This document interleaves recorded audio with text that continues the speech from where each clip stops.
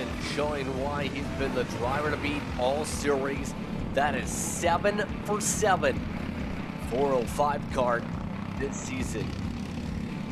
These drivers now will take a bit of a step aside. When we come back, we'll continue on with the action. Happy with the Zero Kart Chaser from Jacksonville.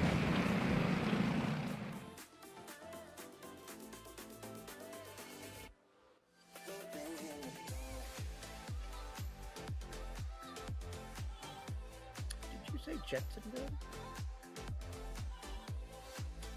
Are you looking to take the next step in your racing journey? Well, look no further than PitFit. With 2 locations in Charlotte, North Carolina and Indianapolis, Indiana, PitFit trains drivers all the way from grassroots level karting to IndyCar and NASCAR with top-of-the-line personalized coaching to improve physical and cognitive fitness. For more information on programs, check out PitFit on Instagram or Facebook today. So in motorsport, every detail matters, but we need to try to avoid using expensive and fragile sensors. So I'm gonna show you how we do it. So this is a comparison between the sensor in curve and the accelerometer in blue. So we can read how hard the driver is applying the brake and how easy he's modulating his release in order to understand how the driver is braking. The sensor costs hundreds of dollars and the accelerometer is already in your dash, so you don't need to buy anything. If you want to learn more about data analysis, you can sign up on my website right now. Enjoy the online course today. This is Henry. Henry feels sad. Henry feels sad because it's time for his next big race and his go-kart is in bits. Henry doesn't know that Acceleration Kart Racing is the United States' #1 shop for all of your karting equipment needs. Henry also doesn't know that Acceleration Kart Racing can deliver anything from tires to race suits and even wheels directly to your front door or to the racetrack itself quickly and efficiently, with tech support available 6 days a week. Poor Henry doesn't even know that Acceleration Kart Racing offers free shipping to mainland USA on selected product if you spend $200 or more. Do yourself a favor. Go to accelerationkarting.com and make sure that you are never left stuck on the pre-grid with Henry. Be smart and don't be like Henry.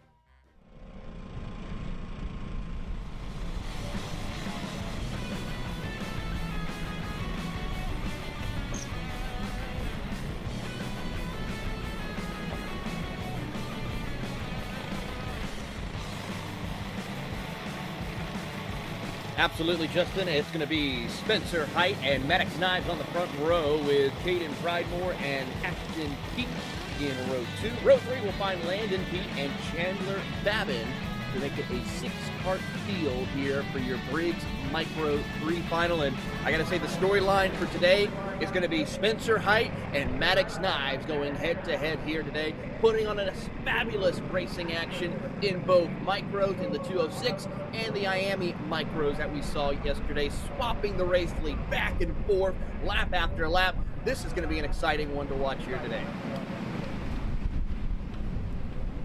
And remember, poor Maddox just jumped into this type of racing in the past couple weeks. So you're talking about a competitor that's already competing with one of the better drivers for this age bracket immediately. Might have been close with the tram lines though this time as we're underway. Height looks to hold on in front for now. Remember, they went back and forth much of the way yesterday. Will that happen today? Immediately, Height has an advantage of 3 kart lengths though. Yeah, but we got to keep an eye on how well it will go for them on the back straightaway as they come out of the bowl, working their way through. Maddox Knives going to stay tucked up as best that he can, try to see if he can close the gap on the back straightaway. The question is going to be, will he make the pass or will he just stay and follow to make sure that they keep Pridemore away from all the action as they head down into the final couple of corners to complete the first opening lap, and the gap is still going to be about 3 to 4 kart lengths. So with the colder temperatures, they aren't really closing up as much as yesterday. It seemed like yesterday was back and forth. Yes, it was cold, but it was at least 10, 15 degrees warmer by this point in the session here, Taylor. Is this really down to the temperatures, you think, or is this just, what is the factor you feel like that is where height is not getting chipped in so much here in the start of this one. Well, absolutely. It definitely has to be with a lot of the cold weather as we have trouble for the 210 machine of Ashton Peak. He just went off the track over there by the mini bowl, trying to see if they can get him back on the track, but unfortunately it might be day done as they come around to put him a lap down. See crew members working with them as they already fall a lap down. Ashton getting zipped by. The lead isn't getting chipped away as we're talking about. What do you do if you're Knives then in this circumstance, Taylor, to be able to get this gap closed? What would you be doing in the 223 camp? Right now, just find little bits of things that you can adjust. But right now, he's actually making a big run right here as they head into the final couple of corners once again. Knives was able to set fastest lap of the race just this last time. In fact, a track record during this event. And as they cross the line, he drops it down again to a 43.1. So I think now it's just a matter of, is he going to take the run and once he gets on the back straightaway and make the pass, or is he going to settle in and just stick with height? Maybe learn a couple of things here. I mean, like you said, he's only been racing for a few weeks now, and this is his first time making a major national run on this track here with the Apex Karting Championship, and he's going to go ahead and try to set up the path, but thinks better of it, tucks back in line, and then decide. You got to be careful with how much you're doing that. You got to, if you have the run, take it. Don't try and just play games like that too much, especially this early on in the race. Now, Maddox did appear at NOLA and in CKA Winter Nationals. It's important to mention, but in particular, the KA side moved up with that with the engine package as well to learn those side of carts as well in his development. Also was one of the drivers just about a few months ago that raced in the kid kart side. So this is, for some of the drivers here in Micro, you're talking very young, around age 7 or so is the ballpark. This is a very important step to their development here, up to the rankings, to be able to race at this level, because the higher you go in the age brackets, Taylor, the higher amount of ability you have on the throttle to how much you can press on it. Look at Knives, peel to the inside, finally gets a chance on Spencer Height. Outside of the mini bowl, not going to get the pass done as they go back and forth on the crossover. Yeah, you got a tough break right there for Knives. Spencer Height placed the kart in the right positioning to make sure he had the inside lane when they head into the mini bowl. Perfect defensive driving to work with Spencer Height. He almost did lose it coming out of it though, as here comes Knives back to the bottom of the racetrack, side by side. Does Knives finally go ahead and pull the trigger to take the lead? No, Spencer Height will fight with him a little bit, but concede to the second position for the moment as they come across the line. New race leader, Maddox Knives. Just Not saying done that, yet, here comes Spencer Spencer Height. Height. Yes, back and forth again. Here we go. It looks like they've now gotten the tires to a temperature point where they can now go into attack mode on each other here. Maddox trying to use a little bit of the higher groove to be able to use the diamond coming out of the main bowl.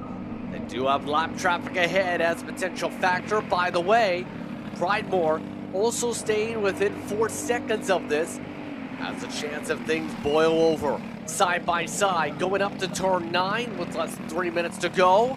Knives up to the point, able to get ahead as Height tries to reset it up this time through. Here comes the send again.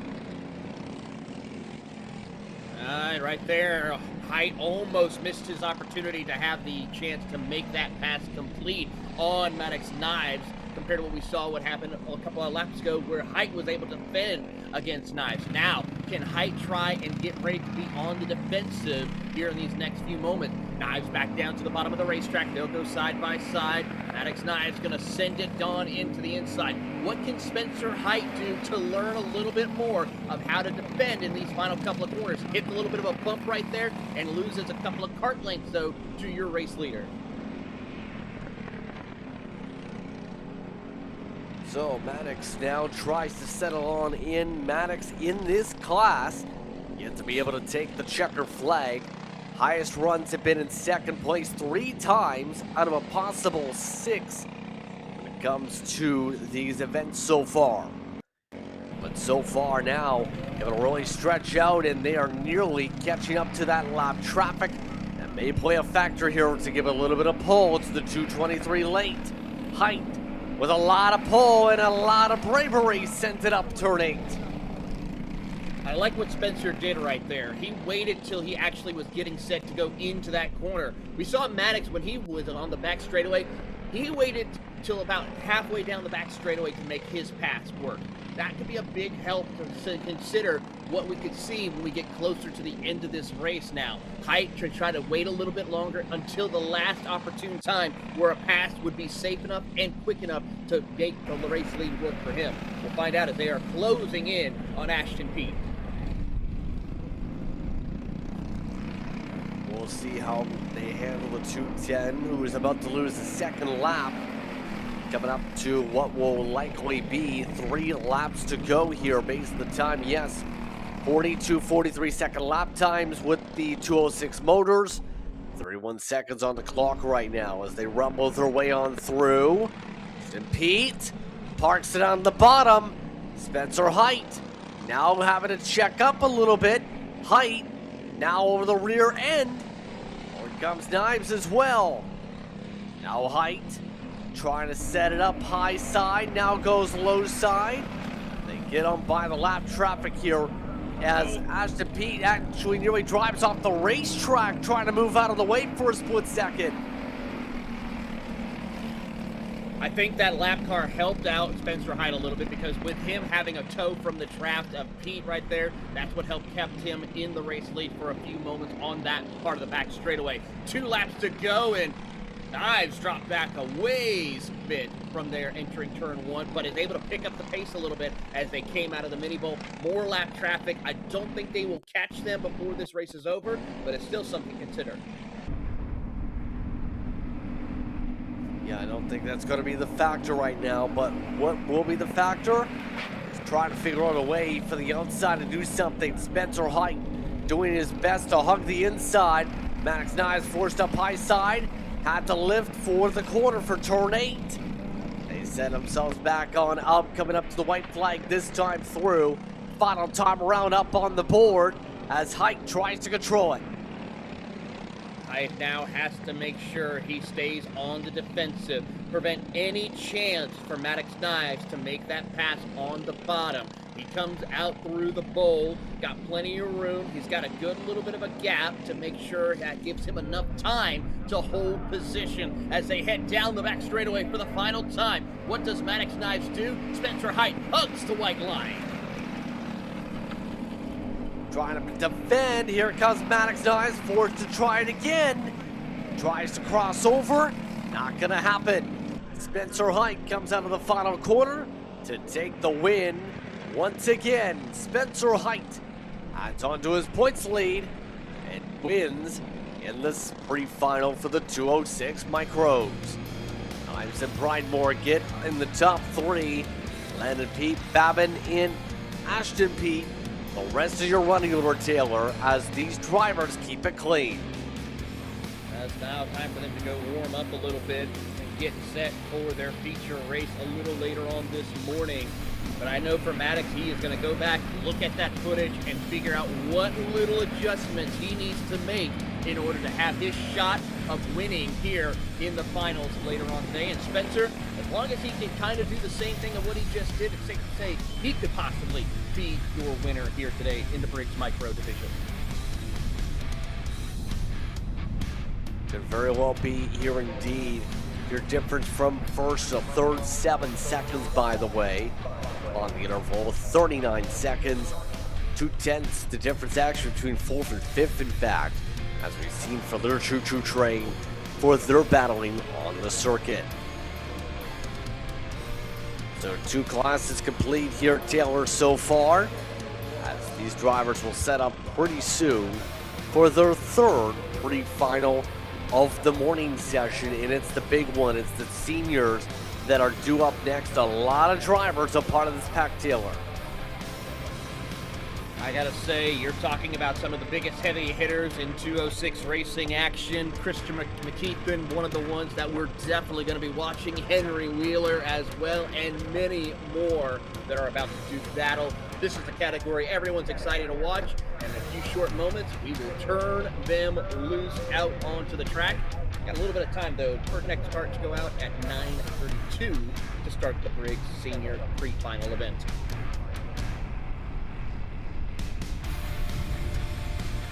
We do here as we get set to go.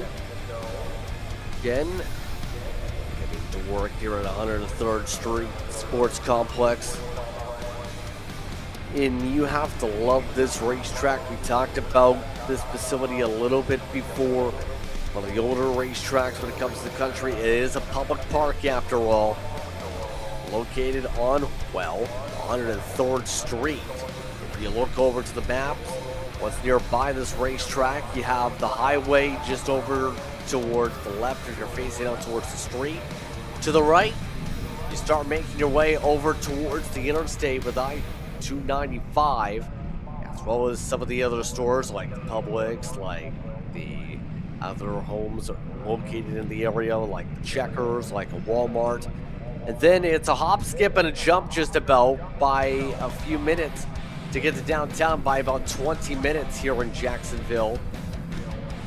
Interesting skyline. Never been myself easier to Jacksonville, but what's your experiences here with the city? Have you been to Jacksonville physically? I mean, I lived in Florida for a good 20 years just about, so yes, of course, I've been to Jacksonville a couple of times. Really nice area, great facilities to go check out if you want to go and explore. Of course, you got the football stadium not too far in the skyline of Jacksonville. Some great museums. You're not too far right there off the coast of the East Coast, where as we have trouble on the track, cold tires coming into play. Around goes the 915 machine and one other driver. They will have to reorganize. Thankfully, they get one warm-up lap, so that should hopefully give them a chance to get into their proper positioning before we take the green flag. Jackson Miller was that car, by the way, that had some issues just now. One of the Bobby Krug machines in terms of that slide. As everybody gets to work, let's give a rundown on the running order on how they are scheduled to start. Christopher McKeithen got the best runs out of everybody. 2 total qualification points. Levi Getz and Jalen Nunzi and Sawyer St. Clair, your top 4. Brentley Miller, who won one of the heat races, ended up finishing off top 5 in those points with the tiebreaker over Henry Wheeler. It's going to be Miller in that Hereford inside. Thomas Sherrick, Aiden Leiber in the top 8. Bradbury and Shalom in the top 10. Bobby Krug is in the field here today. He starts in 11th. Mark Steele charged up a few times yesterday, starting 12th. Cam Burris, Thomas Nichols, Nicholas Keeper, Ryan Sakina, followed by Anthony Lewis, Clay O'Brien, Ronnie Clays, along with Nunez, Nicuzio, along with McDonough, Miller, Jack Sakina in the top 24. More drivers having to spin to the back of the field, and it looks like that's actually going to bring one of the other machines off the circuit. Just like that, one of the Bobby Krug machines is off track, coming off to the start here.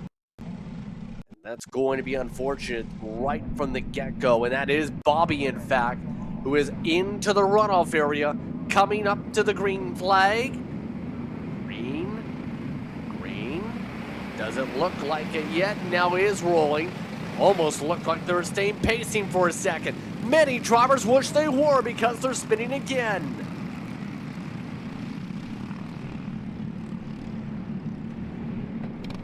Yeah, Lewis trying to get going. You can see the frustration popping up. Now we have one way off into the barrier, slamming on through the 904, going for a massive excursion over on the racetrack. That was Thomas Nichols destroying the plastic barrier.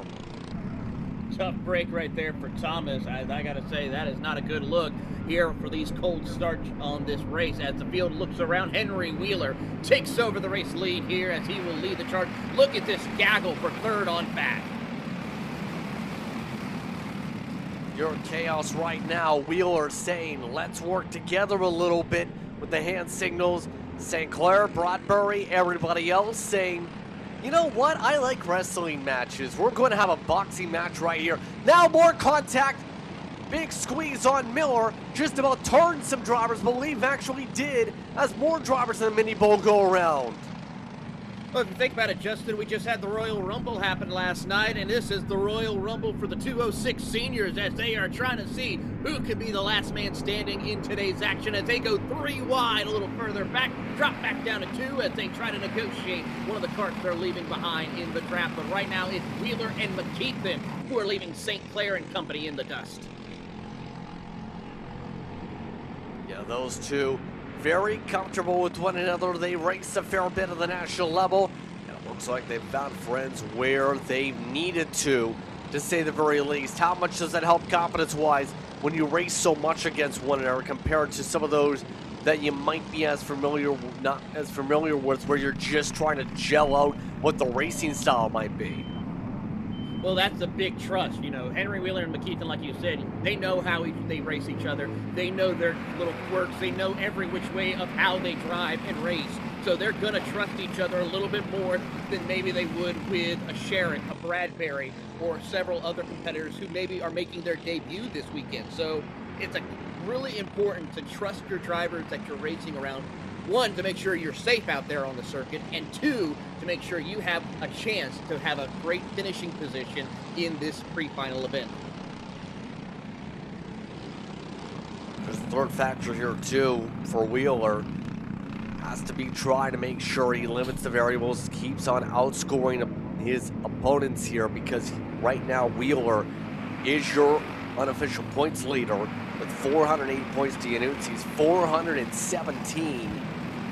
Yanuzzi currently in the 4th spot. Taking a look right now at Miller, one of the drivers that is local here that's won in some of the races at the club scene.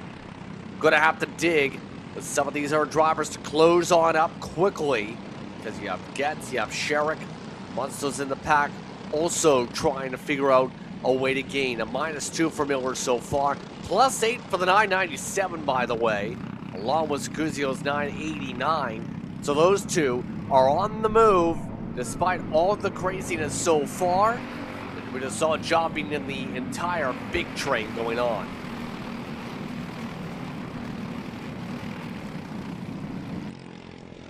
You see the hand signals being given out here on the front straightaway occasionally. Yanuzzi is trying to tell him, hey, quit battling. We're losing time.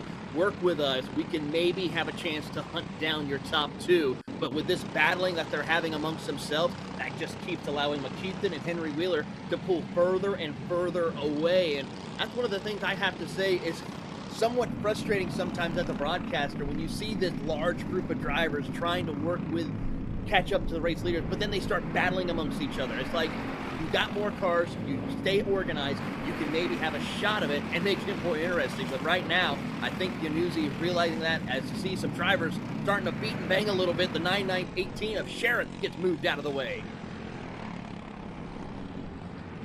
Sherrick having to get the elbows out. That breaks up this second pack a little bit for now. Sherrick actually hugging the bottom with Miller. 3 wide. Some bold moves. Bradbury and Monsto's getting shuffled. As that, seeing Miller forced to lift up from the middle and break up this pack even more so. This second group, it feels like none of them really want to work together here. Long-term play, don't think they're going to catch up to the lead from 3 seconds back. Short-term, though, very costly for Miller. It is a tough break there for Miller. Right now, the gap is just under 4 seconds, and I think they're starting to realize that they have no chance. So now it's every man for himself. You saw Getz thinking about it, trying to get around St. Clair, and he'll try to find his way, but he will now get the possibility of getting shoved out of the way, and now that's going to go to Sherrick. He'll get moved out. That'll allow Bradbury to move into 6th. Yeah, Bradbury in the conversation here today. Sawyer St. Clair, one of the drivers with MGM chassis support. Been looking solid all day. Here comes some of the VLRs making their way up the inside. Miller, after being one of the top competitors yesterday, is getting drop kicked pretty quickly. Yet again, sends for 3rd. St. Clair gets shuffled again. Some of the red and blue machines look to try and bring their American might up to the points of this main pack. How are things going up at the front, though? Keithan's just trying to dig, trying to stay aerodynamic, trying to draft it out. Everybody else looking to grow back and forth. The gap already near half, if not 3/4 of a straightaway.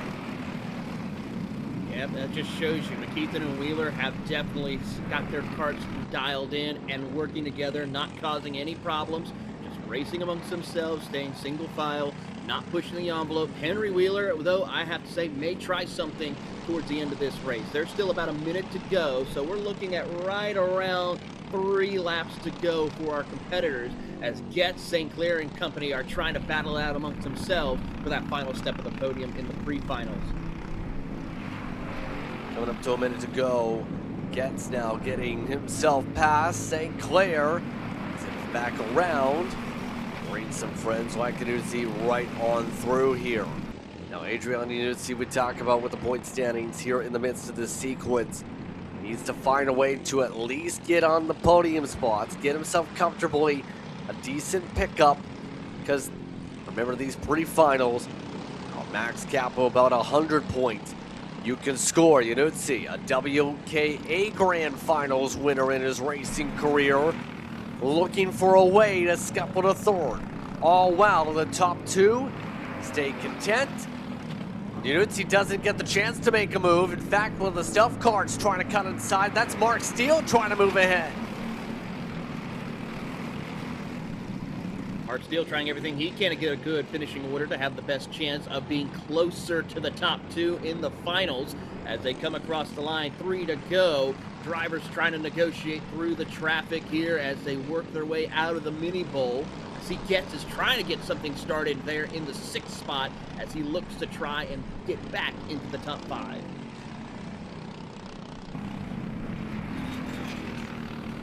Right now, they're running out of time to do anything. Coming up to 2 laps to go. Now it's time for pure chaos as Canuzzi tries to hug the inside. Set up for the flare out to the outside. Oh, wow, they rumble on through. St. Clair looks for a chance to reset. Checking in on the distance. Right now, it's a 3/4, if not 4/4 difference between the top runners on the racing circuit. Block off again, Canuzzi. It's almost like he's trying to force the lift off, try and force some of these drivers off the throttle here to check them up, back them up into each other, instead of staying near full pin on the throttle. Looks like lap traffic coming up for the leaders as they stagger near 3 wide coming up to the white flag. They're trying everything. You see a couple of drivers trying to give the hand signal like, push me, no push me, no push me, as they work their way out of the final corners to get the white flag. And how about that trouble for one driver? The 934 machine of Mark Steele pushed out of the way. Steele, one of the top drivers today, off the circuit, but it's playtime for McKeithen and Wheeler. One of those two have to figure out who wants to win it more. Outside to Wheeler. Wheeler tries to drive around with the pole. Wheeler gets near even. McKeithen evens it back out going into 8. Still side by side to 9. Wheeler from the high side tries to switch it up. Tries to cross over for the drag race at the line. McKeithen by 42 1/1000ths gets the edge. The second pack, meanwhile, in the end, it's going to be Canuzzi who gets the spot. Schwalm gets up in the top 5. Sherrick, one of his best runs in this series with 4. Great racing action all throughout the field in your 206 senior category. I gotta say, McKeithen and Wheeler are gonna have a fun time in the finals later on this morning, but it's McKeithen, Wheeler, Canuzzi, then Sherrick, Schwalm, Ronnie Cliles, Sawyer St. Clair, Levi Getz, Aiden Lieber making a good run into the top 10, and Cam Burris rounding out the 10th. Take a look at the rest of the names because you'll falling down to 14th of note. Mark Steele DNFs in this one, down in 26th. As the cars zip on by the track, we'll take the chance to take a break from the track for a split second. You're watching Kart Chaser here from Jacksonville. really nice about the Micron 6 is with this new IMU platform, now they put an embedded channel with the steering wheel angle. This channel is really nice to use if you're trying to understand how the drivers are behaving through the corners, if it's oversteering, understeering. But you need to be careful. Because we're measuring this at 100 times per second, when you look on the data, it's very, very noisy. So when you look on the data, we have here the steering wheel angle raw output in blue, and then we have to apply a filter to treat this data, and then that's the filter in red. If you want to learn more about data analysis, you can sign up on my website right now. Enjoy the online course today.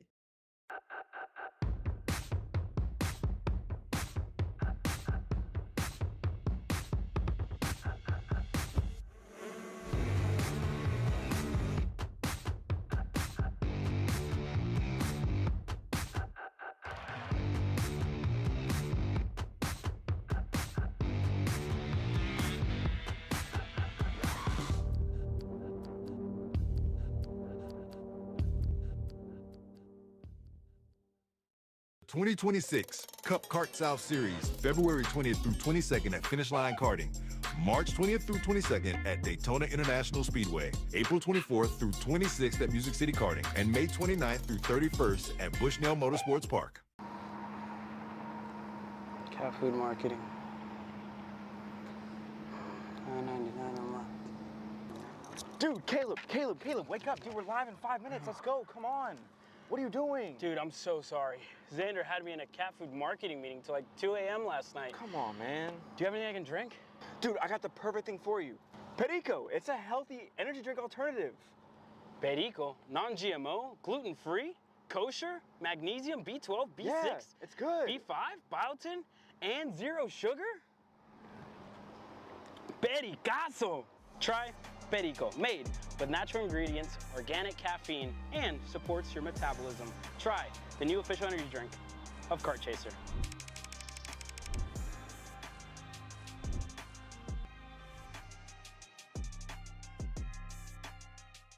We all know that drivers, they learn faster when it's visually shown to them side by side what's the difference, right? So with the Smarty Can, every time we put on the data, we're able to see the drivers side by side on the track. So here, for example, you can see that Diego is taking a curb and our other driver's not. You see that one driver's oversteering and the other driver's pretty much straight coming out of the corner.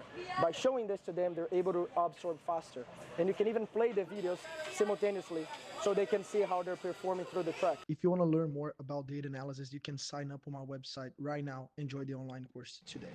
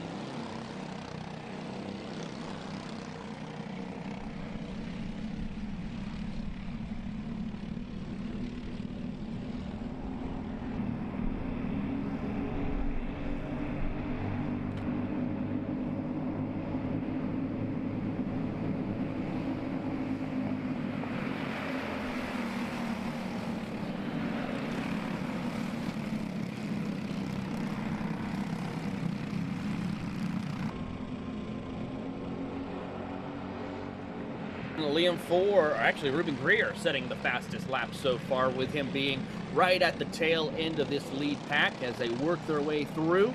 Stowers doing everything he can to make sure he just keeps that kart planted on the track, making sure he goes on the defensive as they work their way out of the bowl, down the back straightaway. No one really thinking about it. Stowers, though, knows something is coming. He can feel it a-brewing. Here comes one driver who will duck to the inside, that being Liam 4, trying to get to the inside of Brian Hall. And all of them trying to follow the parent signals. You see that right there with them being directed to think about how you want to approach on the pass, on the draft. And as some of the commercials say along here at Kart Chaser, driver coaching is so critical to learn on the development side, because we've seen this with Hunter Bolton especially, where he's at times here assisted some of the other drivers in terms of how to enter the corners, and just knowing your marks, Taylor, is a difference of 3-4 seconds here. If you don't know where you're supposed to approach the track coming into the circuit, it's so much harder to develop compared to those who might have that strong feeling from the onset and get it from the get-go. And I mean, that's why it's so important to, if you are coaching one of these young drivers or you're getting coached, you have to pay attention. Listen to what your driver coach is telling you on the inputs that you need to work on, whether it be after you get done with a race or session, get it reviewed, or watching over and seeing the hand signals as we now have a pass for the lead. Lai will go to the inside. Here comes around Hall, trying to get around the outside. Not going to work. Move Bo Stowers, though, back to third. And now Hank Lai will be up at the front of the field for the first time in your pre-final action. First time up at the point here for Lai here today, and really this entire weekend in either one of the classes they've run. And that shows just how difficult it is, some of these races, to be able to take over control, be able to establish the race lead, to say the very least, because you know how quickly you lose the lead here? This quick. Stowers going up for the race lead after Hall took the lead. Hall lost his draft, and now they all draft on forward. I always love the way the package works here with the minis and the micros, Taylor, just because of the ability where if you know how to pick a lane and pick up the draft, you can pick up good runs here, especially in the 206s, where it's like Daytona or Talladega on the draft pole.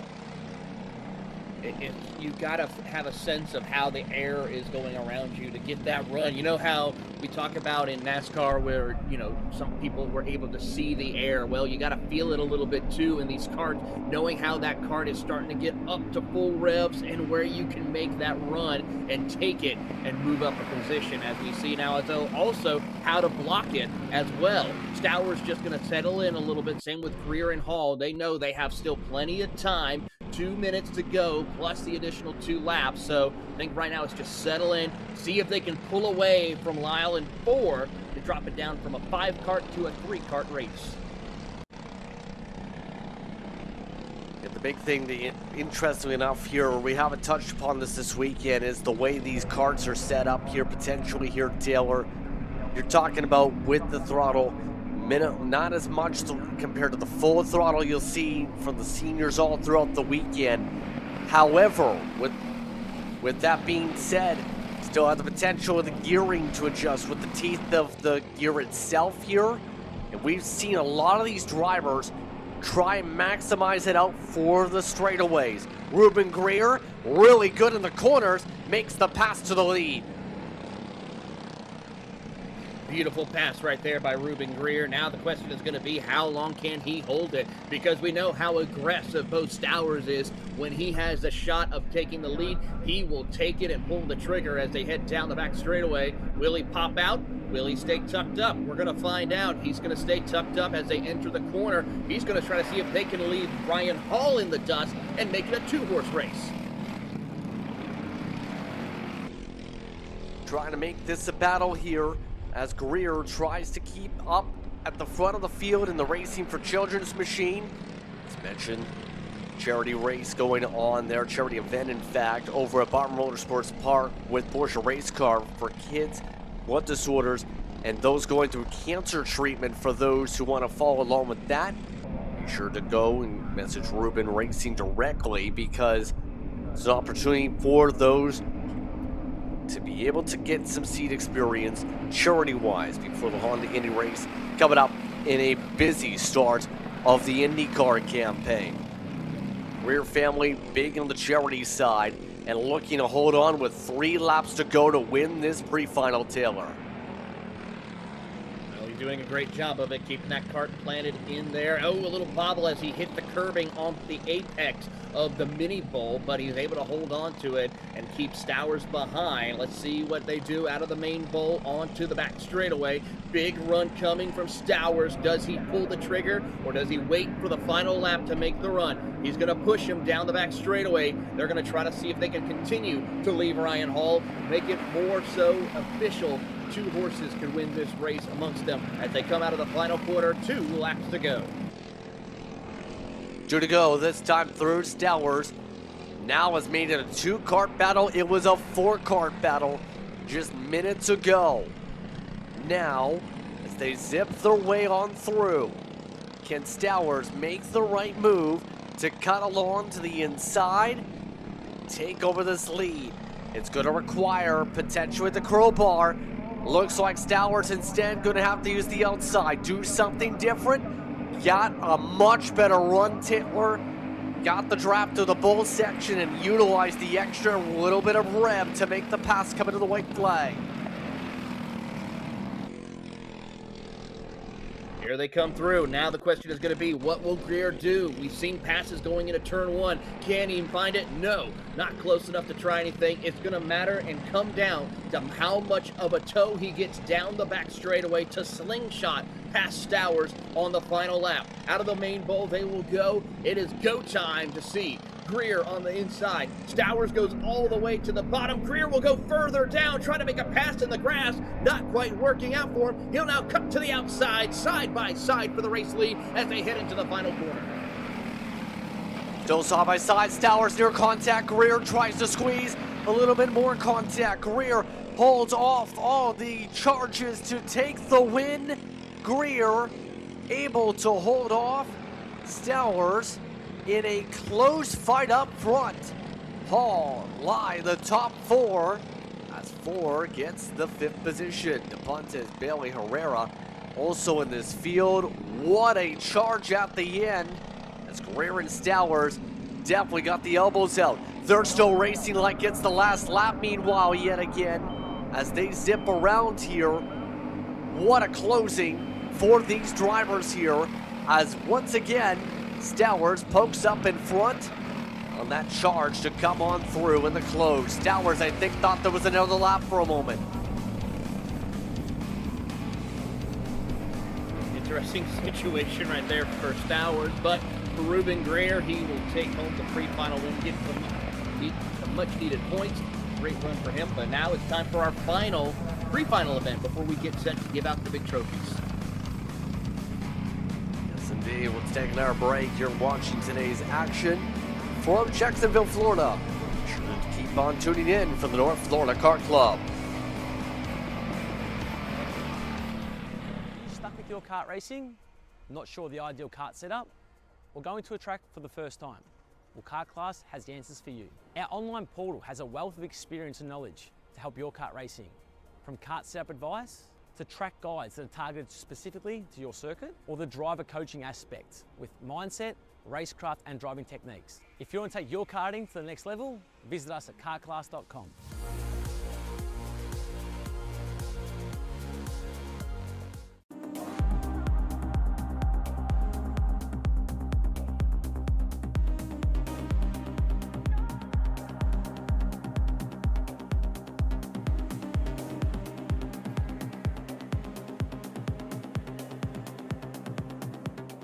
Hi, I'm Jackson with Alpha Race Hub. Alpha is an all-in-one motorsports software solution that can solve all the software problems you need for your track, facility, or series. Alpha can cover all your software bases, from online registration, digital e-waivers, a proprietary timing and scoring software, incident management, automated points tabulation, tire and barcode scanning. We even have our own mobile timing app and rental kart activity management software. If you're looking to consolidate your motorsports software solutions, reach out to us at alphatiming.co.uk.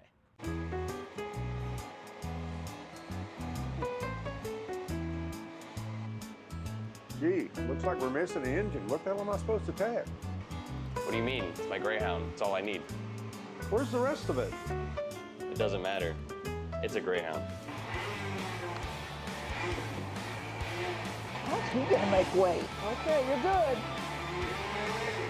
Sitting by here with Kyle, our race winner. Tell me how you did it. You were blazing fast out there, and I mean, you don't even have a go-kart, man. Tell me about it. Yeah, you know, Norberg, Schmorberg, the Greyhound powered Greyhound was great today. You know, it makes the difference. And the team's been working really hard back at the shop, and you know, just shout out Greyhound. Thank you, Kyle.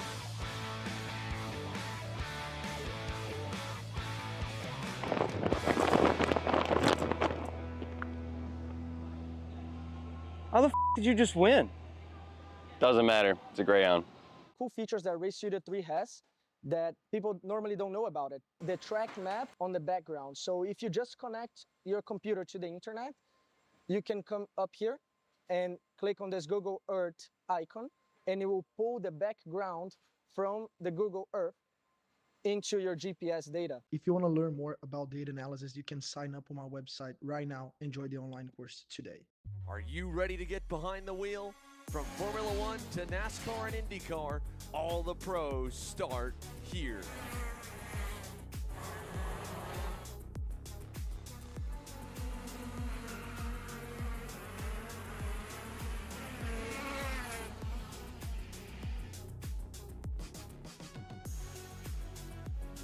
For more information, check us out online at mcckarting.com or call us and go racing today.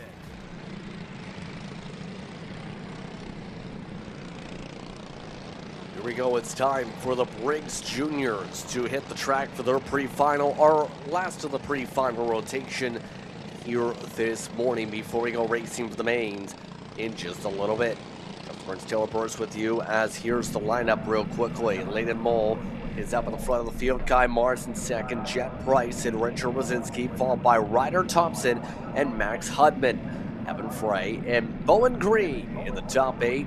Nyberg and Cooper Mole are in the top 10. Juju Sivakumar in 11th. Joel in 12th.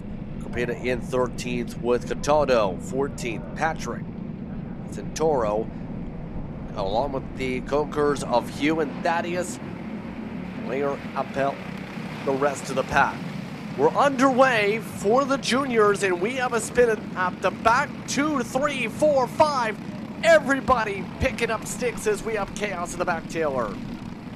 We have about 7-8 carts right there. That looped it around coming out of the corners right there. That is going to be an interesting situation. Coker, Appeal, Cataldo, Green, Frey, Patrick, Hudman, and at least all the way up to 11th position was involved in that situation by the looks of it. But for Leighton Mull and Jet Price, they're going to try to see if they can pull away. But here comes Kai Mars and Richard Rosinski. Of course, Rosinski, though, under immense pressure from Thompson and Nyberg as they try to get around him. Yeah, all of the drivers staying fierce out here as they try and find a way to clear. It's to the point they're pushing each other to the pit exit, Taylor. Some of these squeezes are getting very aggressive.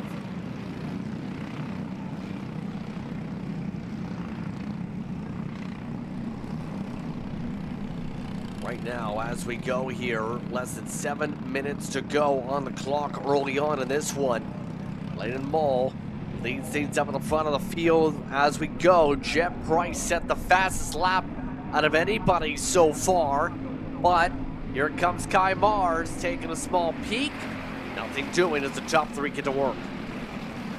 He's going to try to find his way, and then you have the 865 of Nyberg by himself as they come around the circuit here. More drivers trying to work their way through around as we watch on Leighton Mull holding on to the race lead for the time being. But Kai Mars is going to battle with Jet Price for second. Yeah, right now doing a good job in terms of those scraps here at the moment. As they try and sort each other together, you see some of the big separations of note. Nyberg up 9-5. Hayden Joe is up 9. on their charges in the second pack also. So a lot of drivers are cutting through the traffic. Hayden Jewell, by the way, one of the Florida-based drivers who's in the field that is already aiming to go for the national championships, just got headlined in the storylines because guess what? It's one of the drivers heading off to the national K1 Circuit Indoor Karting Championship. Chaos has more spins in the pack. Go to the 880. That is one of the Cokers going around after they charge for the back of the field. Tough break there for Coker as Kai Mars is signaling to Price, let's go. Pull the trigger now and take over the race lead. Jet Price works with him. They take over the top spot, moving Leighton Mole back to third. Aiken Racing Machine able to take over the race lead. 5 minutes to work with. They zip on through. Mars up to the point with his dive. Back up through the mini bowl. And it's becoming almost like a roulette coming up here. But the more they fight here, the more they potentially open things up here for the 865. Taylor. And Nyberg, though, is trying to close in, but I think he's going to have a little bit more help, as that's not going to help at all for Nyberg, as Tool and Rosinski are trying to trap with him, but I think Nyberg just being a little too aggressive on the blocking, knowing we still have quite a bit of racing left to go, and you've got to make sure you gain time. Right now, the gap is 2.7 seconds from Nyberg to Leighton Mole. Not a good look. They got to figure it out and figure it out quickly, as Jet Price thought about peeking around the outside as they head into the main bowl. Yeah, nothing going on for the time being yet. Keyword is yet, as the second group also tries to work together here. Well, never mind. The second group says we want to fight again. Let's go back and forth. Let's go up to the points. Let's make some moves here. Jewel able to jump up as a result here. So the scuffles continue up for many of these drivers here. At this point, how do you get yourself closed up to these outer packs? Because the second group seems to be spending a lot of time being busy. The third group also spending a lot of time being busy that we're seeing pop up here. Well, I mean, it's all about how patient you want to be and how aggressive you want to be. I mean, if you want to be patient, work together, realizing, hey, we want to try to go for the top prize, you're going to try to work together and close the gap. But if you're going to be like how this group is, where every chance you get a run, you're going to take it, that's going to cause problems to where you're going to lose time. I mean, they've consistently been dropping further and further behind your race leaders every lap. Yes, they're running some fast lap time. In fact, Ryder Thompson in that second group set the fastest lap. But that's not going to help you to make up the time that you're losing to their top three right now. And as a matter of fact, Kai Mars and Jet Price, they're starting to pull away and leave Leighton Mole in the dust a little bit. So it's a matter of perspective. Do I want to focus on going for the bigger picture, which is winning in the race or getting into the top three? Or do I want to just battle it out, given the time left, and try to just scrounge up as many points as I possibly can? And we know how valuable the points are, and we know the chances coming up when they regroup for the main events here today. Of course, those main events for the finals are going to be 11 minutes plus 2 laps today, not 12. So an extra couple laps off the board in theory, because the drivers need to be able to warm up tires with how cool it is here today. Price working and brawling and planning as we go. And Jet Price, we talked about him a little bit yesterday. One of the drivers who reached out during the week. Only 5 months of experience, by the way, for the 815 machine. Not a lot of experience. One of the up-and-comers for Aiken Racing to be in contention in several of these races already in Apex competitions. Got to be an accomplishment. At the national level, already taking very quickly to these cards. Certainly are, and he has definitely been able to pick up some very important information to hopefully improve upon that as he progresses further through the year. I mean, 5 months is impressive to be what he's doing now. Aiken Racing having a storefront also. Itself having a team. The team itself picked up with Aiken Racing's Puerto Rican, some championships, Puerto Rican, some F1 600 experience as a driver. Just some of the racing background for its team boss. But we're coming up to what is going to be in year 3 or 2 to go. Top 2 well went ahead by 2 seconds. Jewel still leads the other pack, 2.4 seconds back of your points leader coming into tonight in Leighton Mall. It's going to be close on where they are. Yeah, Leighton Mole might be swallowed up by that second group if he's not careful. And Mars and Price may have to negotiate through some lap traffic, possibly, before this is all said and done. As they come across the line, it will be 3 laps to go. Price to the inside. He will take over the race lead. So 3 coming to 2 laps to go as the Aiken Racing Machine now leads up at the front of the field.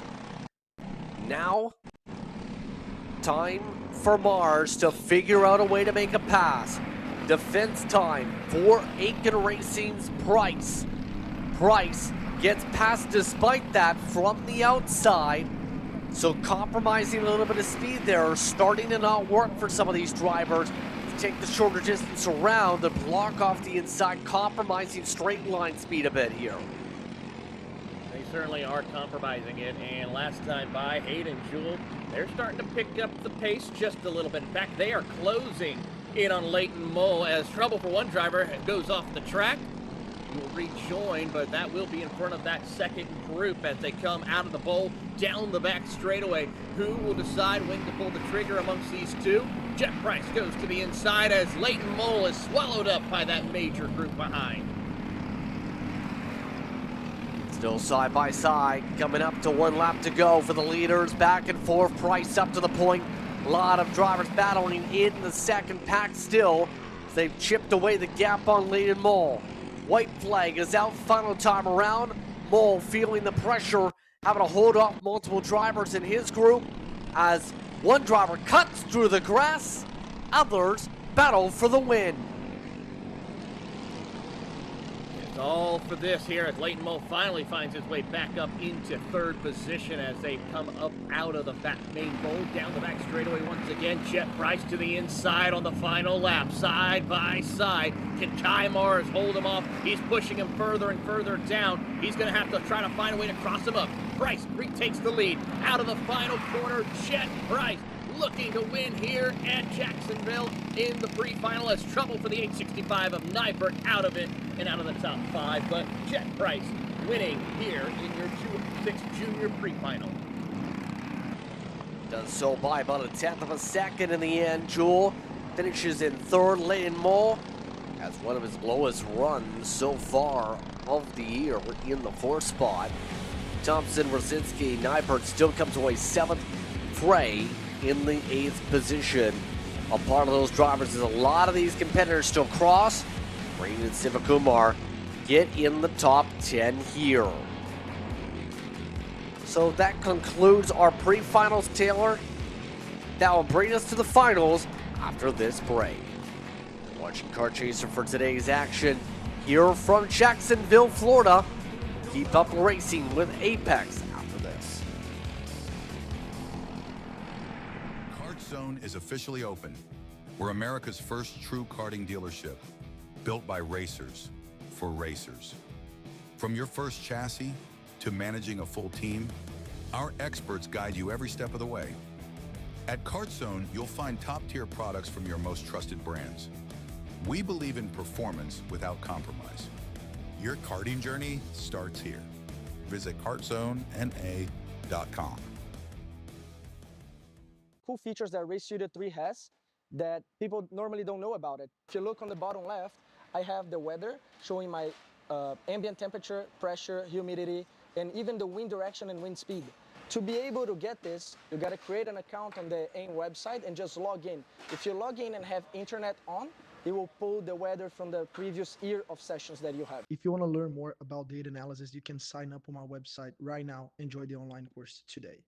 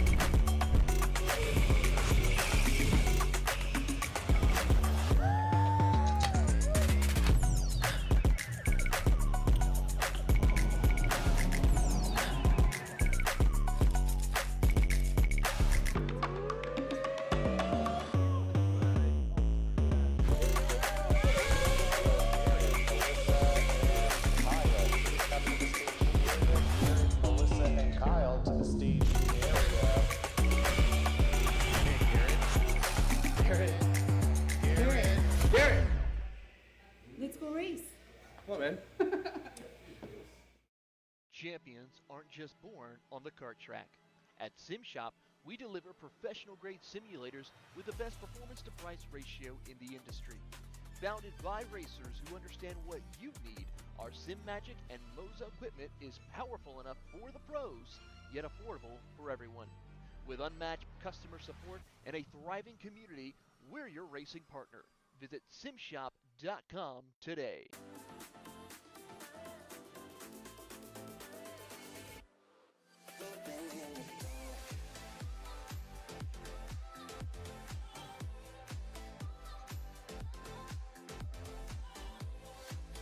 Are you looking to take the next step in your racing journey? Well, look no further than PitFit. With 2 locations in Charlotte, North Carolina, and Indianapolis, Indiana, PitFit trains drivers all the way from grassroots level karting to IndyCar and NASCAR, with top-of-the-line personalized coaching to improve physical and cognitive fitness. For more information on programs, check out PitFit on Instagram or Facebook today. So in motorsport, every detail matters, but we need to try to avoid using expensive and fragile sensors. So I'm gonna show you how we do it. So this is a comparison between the sensor in curve and the accelerometer in blue. So we can read how hard the driver is applying the brake and how easy he's modulating his release in order to understand how the driver is braking. The sensor costs hundreds of dollars and the accelerometer is already in your dash, so you don't need to buy anything. If you want to learn more about data analysis, you can sign up on my website right now and join the online course today. This is Henry. Henry feels sad. Henry feels sad because it's time for his next big race and his go-kart is in bits. Henry doesn't know that Acceleration Kart Racing is the United States' #1 shop for all of your karting equipment needs. Henry also doesn't know that Acceleration Kart Racing can deliver anything from tires to race suits and even wheels directly to your front door or to the racetrack itself quickly and efficiently, with tech support available 6 days a week. Poor Henry doesn't even know that Acceleration Kart Racing offers free shipping to mainland USA on selected product if you spend $200 or more. Do yourself a favor. Go to accelerationkarting.com and make sure that you are never left stuck on the pre-grid with Henry. Be smart and don't be like Henry. One thing that is really nice about the Micro 6 is with this new IMU platform, now they put an embedded channel with the steering wheel angle. This channel is really nice to use if you're trying to understand how the drivers are behaving through the corners, if it's oversteering, understeering. But you need to be careful. Because we're measuring this at 100 times per second, when you look on the data, it's very, very noisy. So when you look on the data, we have here the steering wheel angle raw output in blue, and then we have to apply a filter to treat this data, and then that's the filter in red. If you want to learn more about data analysis, you can sign up on my website right now and join the online course today.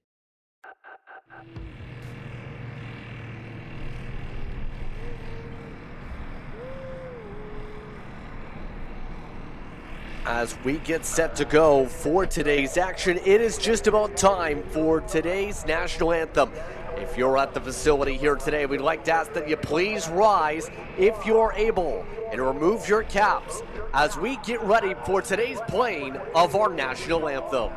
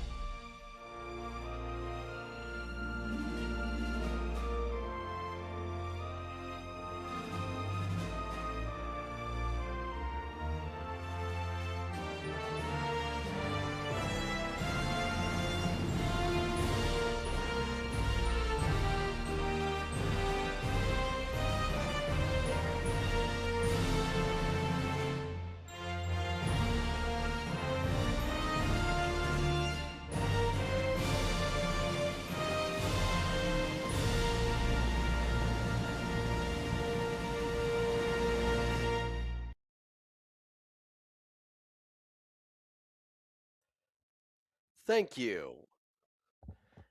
And these drivers now get set to go racing as it's almost time for your finals. The Masters will start things off.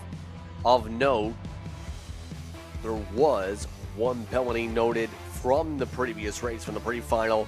Sean Scholes picked up a 5-second incident responsibility. He'd been one of the biggest movers in the last race, instead finished officially 16th.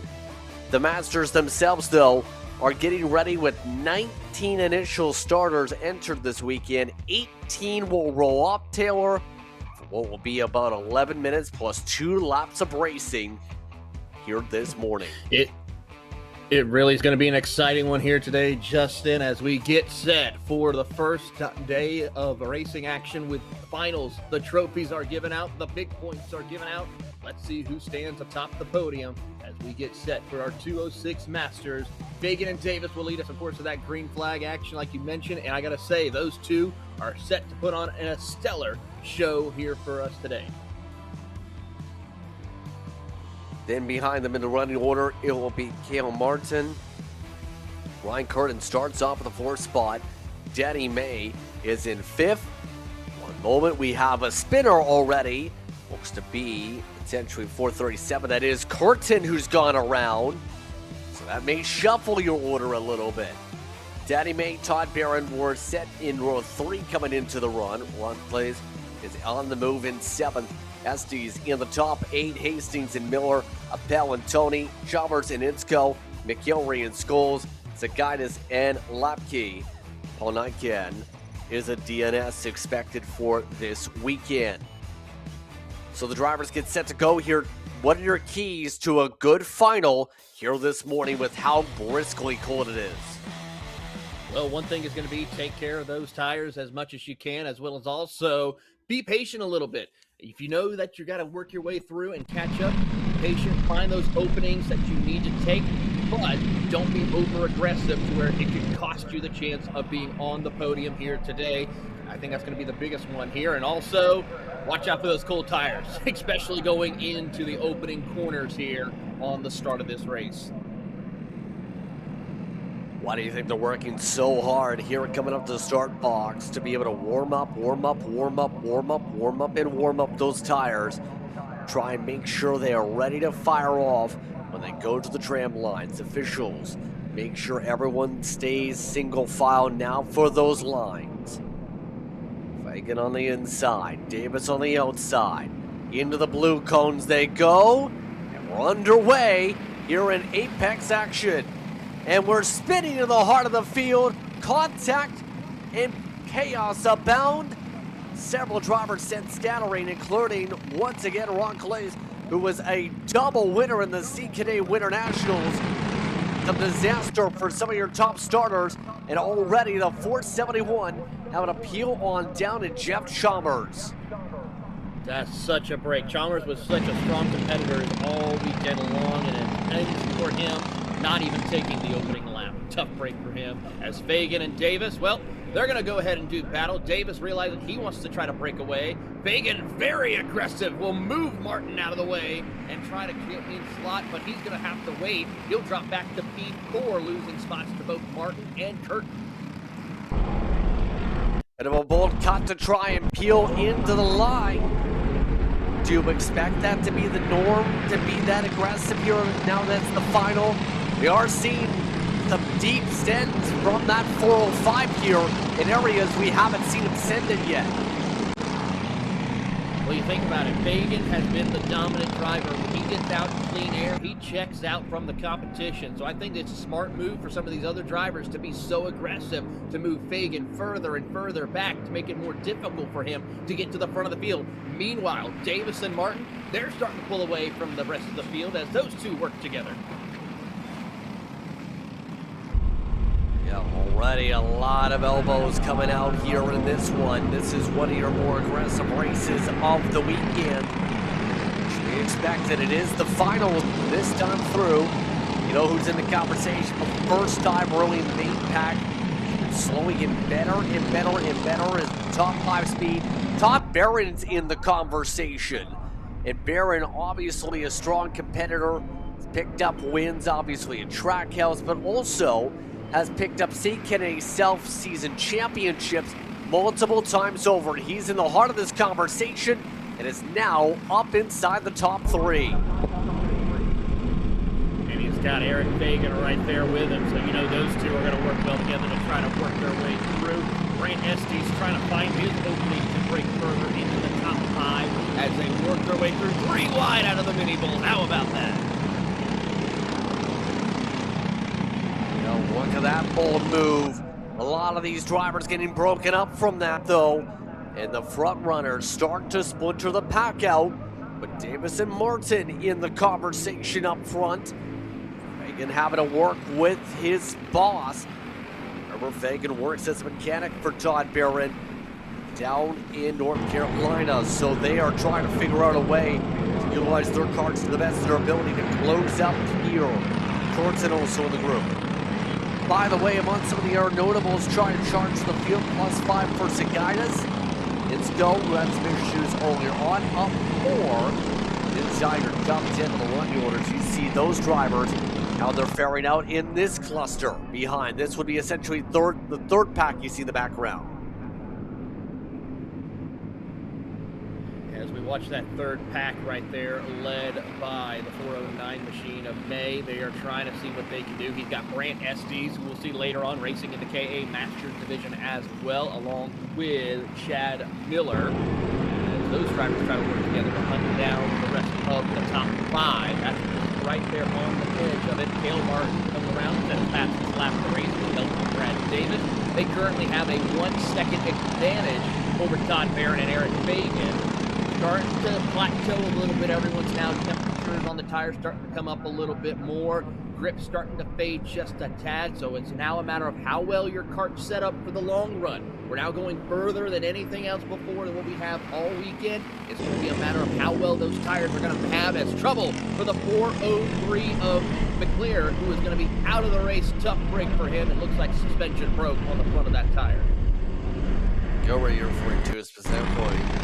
He's off the racing circuit. The Coyote looking over the barrier. Adds on to the laundry list of drivers who have had some sort of contact or issues pop up here today. So right now we're at 6 minutes to go coming up here on the clock.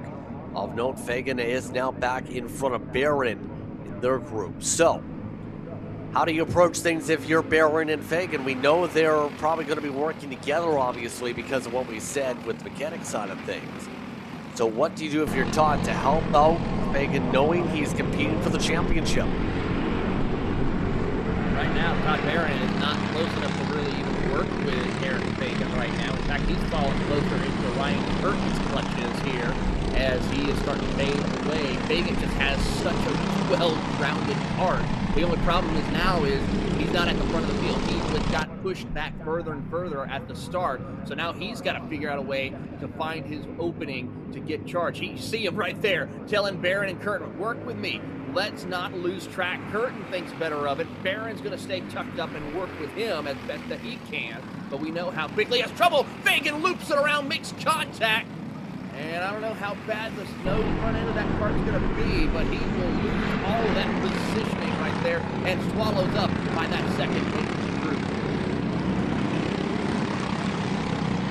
And all sorts of chaos as a result of that one yet again with 5 minutes to work with. For a lot of these drivers in terms of the gearing side of things coming up to factor here, at least to me, is going to be for some of these drivers to get that long run speed, the balance in terms of the casters, the balance in terms of the gearing, the teeth of the gearing, really popping up here in particular, because we're seeing with some of these drivers that are on the charge that benefit to be able to maximize those long straightaways by also being good in the mini bowl has been such a balancing act, you'd have to think, for these teams here. We've seen it a lot here coming to play. Look at this, though, with Fagan dropping in the heart of that field. He's having to get the elbows out, and again, making near contact. Yeah, the 497 machine was really trying to put some effort on him. That was Miller as he was trying to find his opening to get around Fagan for positioning here. Not going to work out for him. It's going to be May that will work with him as they head down the back straight. A couple of other karts separating themselves, trying to work their way around some other competitors as it's 3 against 2 heading into the final corners, and it will not work out for a couple of them as they try to work their way through. No issues, clean racing amongst the top 10 competitors as they come across the line, go back and watch the battle with Megan, work around the circuit, no major changes. Here's the 463 machine trying to pick up a couple of spots. Got Lackey, who's now in 12th.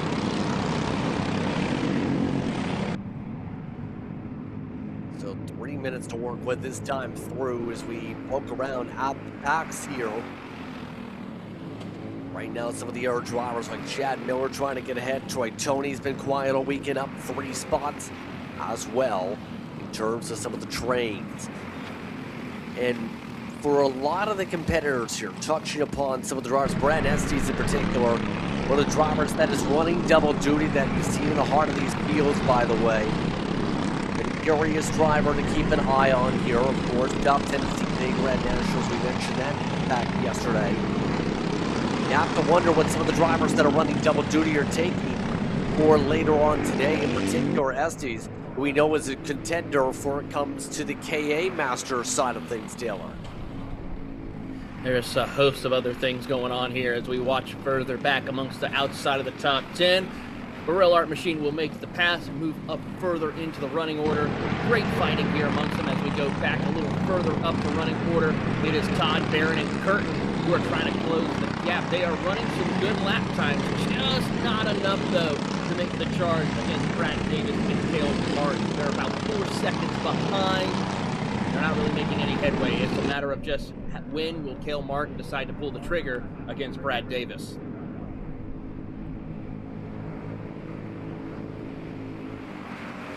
It's going to be probably, obviously, going to be in a couple minutes very late, as you can't really go later than past the zeros and past the lap count. But for Fagan, though, bit of a swing potentially for the championship points here, but should be still in a decent spot heading into Atlanta next time through. It would be the first time all entire season we don't see the Coral 5 up at the very point here this season. So that's going to shake things up. Davis, meanwhile, has a great opportunity to chip away the gap significantly as a result of how things have gone, to be able to close up a little bit more. Davis right now having exactly this race he's needed here in that 418 car to be able to have a shot for the championship for the finale in March.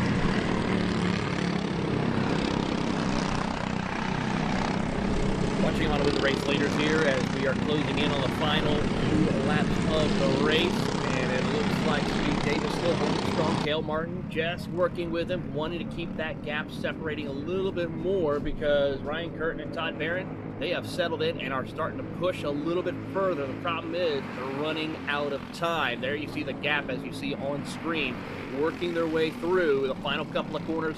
3 laps to go for your leaders. 3 laps to work with here, and no moves being yet made.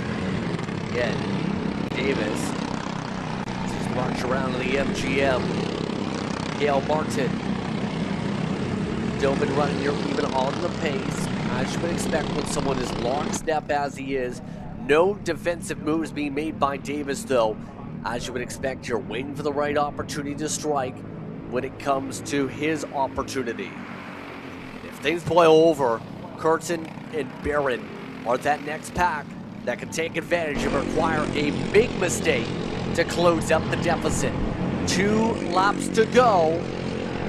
The 470 is still looking for the right way to prod and poke. Gonna do everything he can to work his way through as they come out of the bowl right now. Martin has to find and test his way to see what could work with him to get around Davis for the win. They head down the back straightaway. Todd Barron's thinking about getting around Curtin for that final step of the podium. Martin knows he still has one more chance to make it work. I think he's going to fire it off here next time by when they get the white flag. White flag this time by. Final time around for the Briggs Masters. 206s try and sort things out quickly. Davis and Martin have built up a near 4-second cushion over the rest of the pack. Davis looking for an opportunity to battle for the points lead for the finale. Martin looking to take a big swing for the race win. Davis hugs the inside. Martin forced to try the outside. Side by side, down the back straightaway. Davis still stays the inside of 8. Bit of contact, a bubble for Martin. Able to hold on to it. It's Brad Davis who gets the flex. It gets it done in Jacksonville.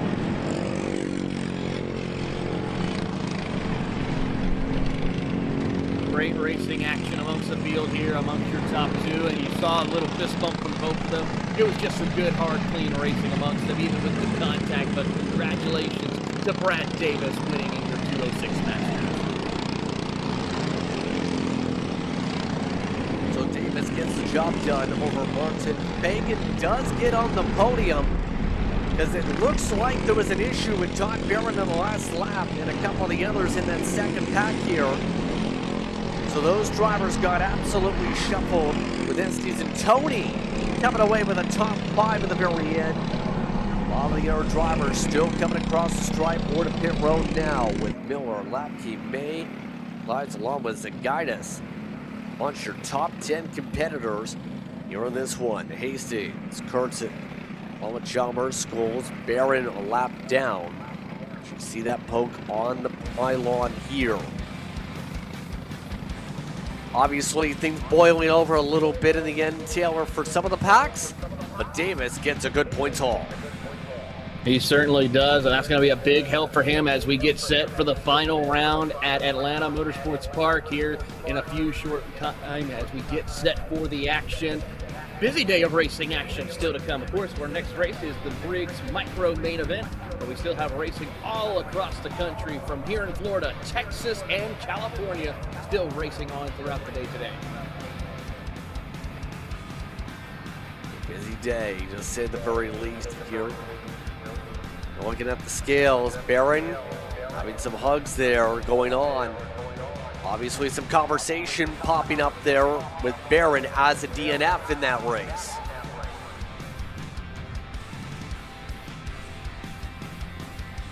Let's take the opportunity to take a break as things get talked about by some. We'll take the chance to break up for a second. You're watching Apex Racing from Jacksonville.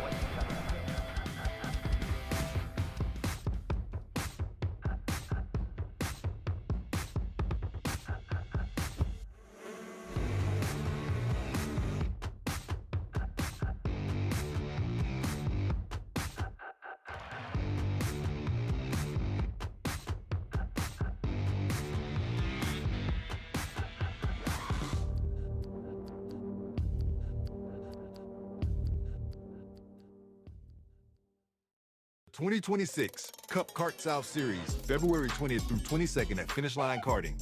March 20th through 22nd at Daytona International Speedway. April 24th through 26th at Music City Karting. And May 29th through 31st at Bushnell Motorsports Park.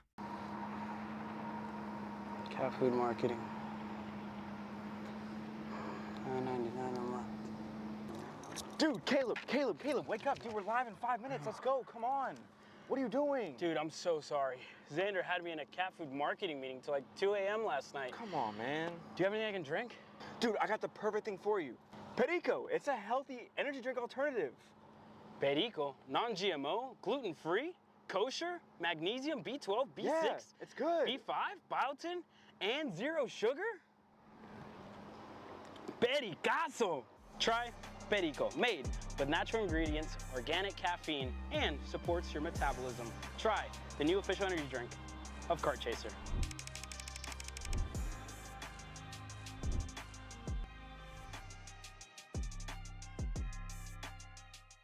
We all know that drivers, they learn faster when it's visually shown to them side by side what's the difference, right? So with the Smarty Cam, every time we put on the data, we're able to see the drivers side by side on the track. So here, for example, you can see that Diego is taking a curb and our other driver's not. You see that one driver's oversteering and the other driver's pretty much straight coming out of the corner. By showing this to them, they're able to absorb faster. And you can even play the videos simultaneously so they can see how they're performing through the track. If you want to learn more about data analysis, you can sign up on my website right now. Enjoy the online course today. Are you stuck with your kart racing? Not sure the ideal kart setup? Or going to a track for the first time? Well, Kart Class has the answers for you. Our online portal has a wealth of experience and knowledge to help your kart racing. From kart setup advice to track guides that are targeted specifically to your circuit, or the driver coaching aspects with mindset, racecraft and driving techniques. If you want to take your karting to the next level, visit us at kartclass.com.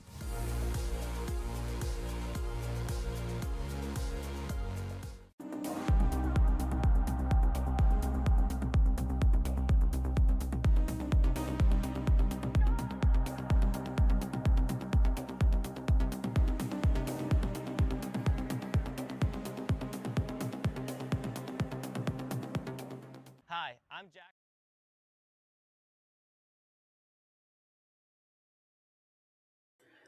Welcome back, everyone, to today's action here for Apex Karting Championships here on Kart Chaser.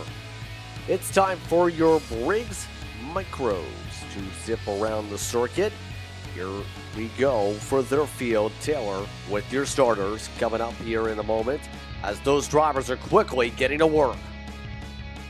All I have is Spencer Height will be on the front row with Maddox Knives also in second place. Caden Pridemore and Landon Pete will be in row 2. Chandler Babin and Ashton Pete round out your 6-kart field. So those drivers will get to work in the next moment or so as these drivers get prepared for their busy battle. Already a little bit of tire weaving into the apron and into the dirt. That's not going to help out the tire warming situation enough. But we know that the top two are really racy against each other. We're underway with Height off on the launch. Height gets the edge over Knives as they pull their way to the start and finish the edging lines. The question is going to be, what will happen with Maddox Knives? Can he find a way to recover and learn something, what to do with Spencer Height? A little bit longer race now, so it's going to be a matter of just being patient, when to pull the trigger as they get set for this run out of the main pole.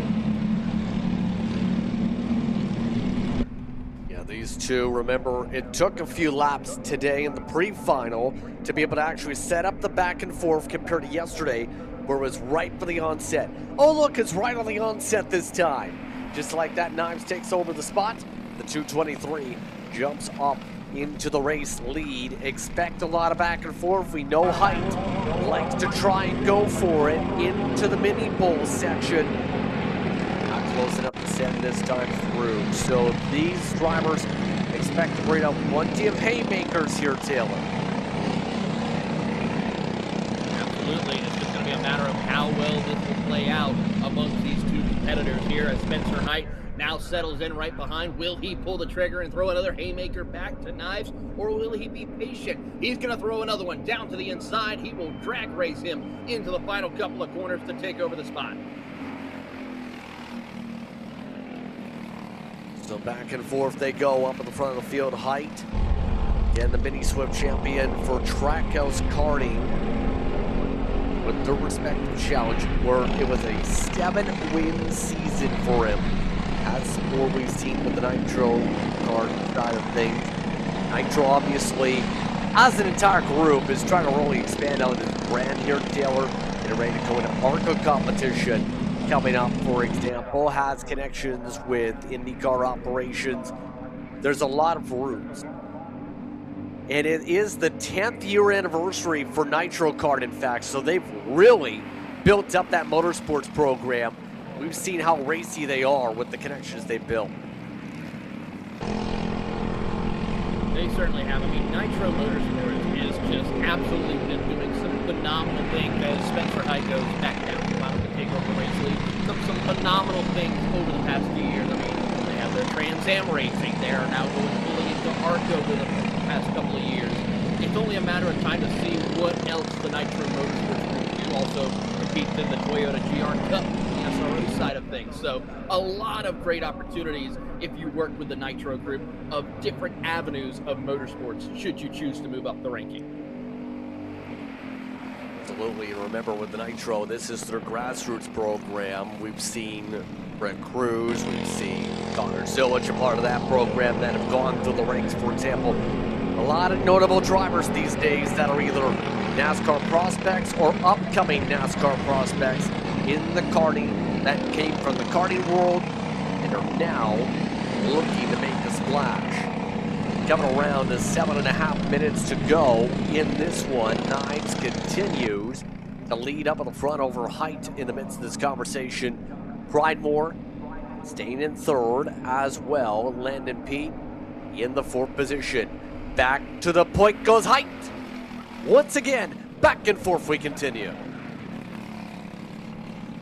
It's going to be a constant tug of war between these two drivers. A lot of things are still up in the air to determine who will win as Knives goes back down to the bottom of the racetrack. Great racetrack by both competitors, I do have to say, as they work their way around the circuit. Yeah, they have kept it clean most of the time. We've watched these two for the battles. They've been good in terms of how they've been fighting. There's been good respect being showcased. And it's been leading to a lot of swap drafting here in the micros. One of the more competitive back and forths you expect to see here, but it's almost like a musical chairs though. We know Spencer Height's plan. Keep on going back and forth. Then 2 laps to go, hug the inside line. Force Knives to try the outside, then take the race win because he's not able to get to the inside of you with that run to the back straightaway. That seems to be the script. However, how do you take that script and throw it away if you're the 223 and write your own? It's all about a matter of just patience, and we're going to see that patience come in sometimes here. And just as I say that, Knives not really going to show that patience. He is ready to fight it out and put on a good show here. And him and Spencer Height just trading blow after blow, pass after pass. I mean, great. These two are going to be some great rivals one day. They work their way up through the rankings, out of the micros, to the minis, to the junior and senior categories.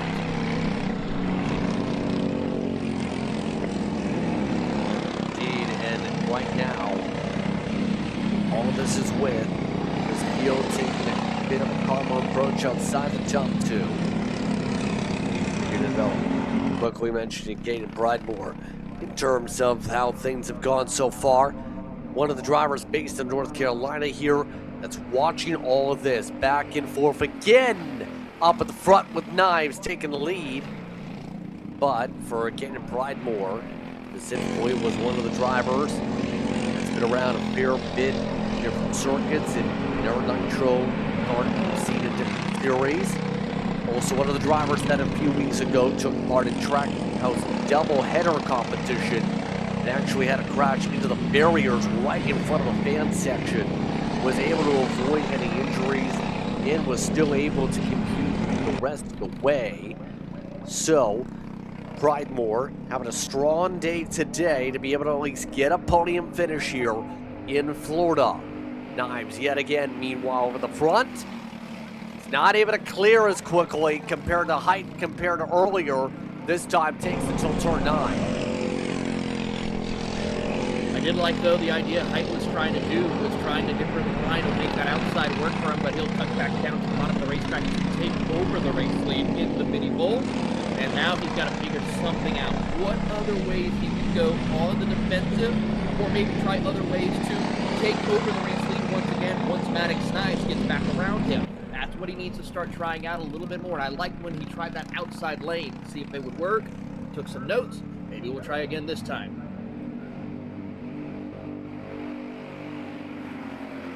See that again. It seems like it's taken all the way into the exit of 9 to clear on by that run up to the start and finish line. But yet again, watch for Height. Inside. Height takes it away. Back and forth we continue. 3 minutes, 27 seconds to work with on the clock here as they continue to fight it out.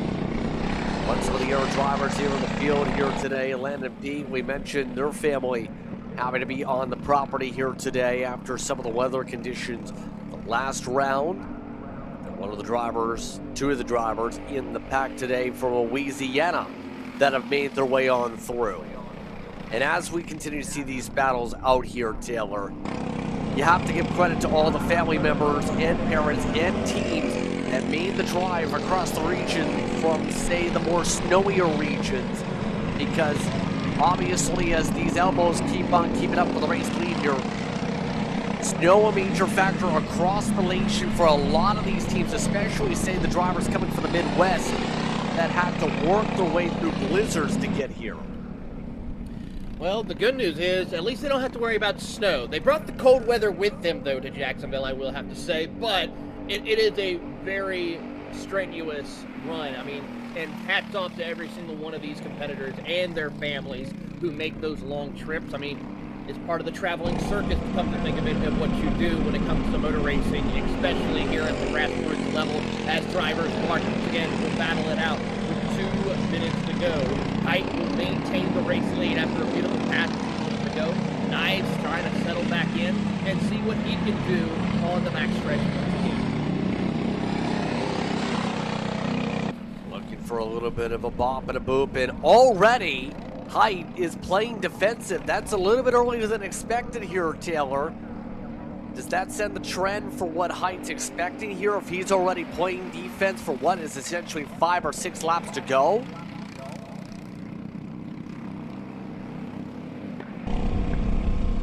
There's a possibility. We'll have to wait and see, as this is the biggest gap we've seen between the two of them in these closing laps. And this is something that could be interesting of how it will all play out.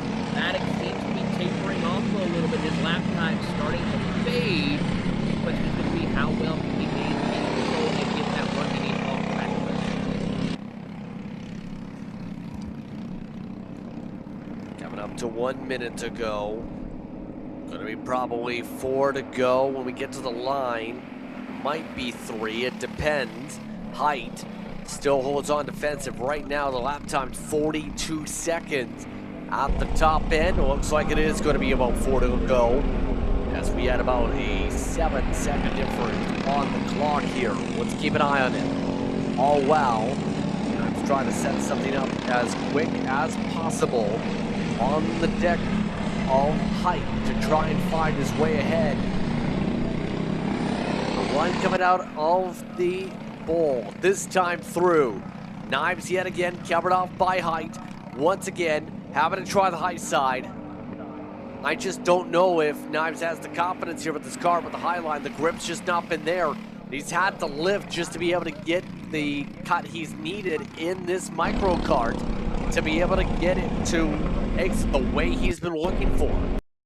He has been struggling with that here. I mean, and he's got to figure something else out. I mean, good run through turn 1 and 2, but the problem is he lost a ton of ground out of the mini bowl when he tried to send it in a little deeper. Thankfully, he's got the draft to help him, but like you said, that outside lane, he's a little more cautious on trying to make it stick compared to what Spencer was been able to do, where he's practically been able to stay side by side all the way through till just about corner exit. Here they go once again. Maddox Knives tries to go around the outside, nearly makes contact, and just could not make it stick. This is something that is going to come into Spencer Height's favor for the time being. Across the line, 2 laps to go. 2 to go as Height continues to play defense, trying to be like a quarterback in the NFL. Try and swat away any potential passes to prevent any offense from getting on through. Now it's Knives looking to cut. Can he get a peel off on Height? Height wraps the bottom again. Once again, Knives to the outside. He's tried several times to see if he can get a run straight up, but Height at the back end has the better gearing for the end of the straightaway. Height clears again. White flag is out. Final time around. We know Maddox Knives is good going on to turn number 1 right here. Can he find his way around this time? No. He is now starting to struggle a little bit. It's going to have to be a major pass here on the backstretch for him to have a shot of taking home the top step of the podium and the big trophy here today as they come out of the final time of the main bowl. Down the back straightaway. Height hugs that white line as much as he can. Maddox Knives finally pulls the trigger to go around the outside. It's going to be a drag race into the final corner. Side by side, Spencer Height maintains the inside lane for the final time, and he will once again go 2 for 2 here in the micro division and looks to do it in style. Spencer Height, your winner. Spencer Height wins in the 206 micro. Gets it done over Knives and does it by about 2:10. Pridemore hold on to the top 3 in this one. Leonard and Ashton P. along with Babin also in this race. There's a look at your running order here in this one as Babin lost the final spot. At the very end, you see them battle across the stripe. That difference is 7/10 to the very end.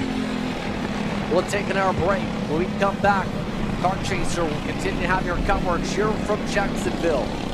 Watching today's action from Duval. I'm Jackson with Alpha Race Hub.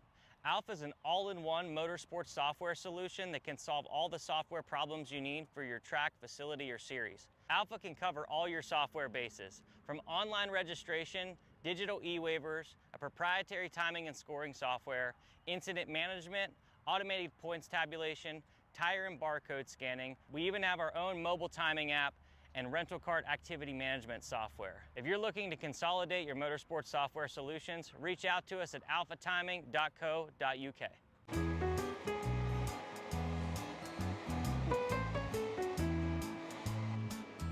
Gee, looks like we're missing the engine. What the hell am I supposed to tag? What do you mean? It's my Greyhound. It's all I need. Where's the rest of it? It doesn't matter. It's a Greyhound. You gotta make weight. Okay, you're good.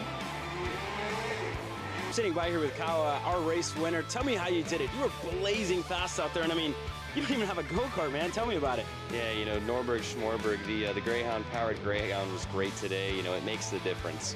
And the team's been working really hard back at the shop, and, you know, just shout out Greyhound. Thank you, Kyle.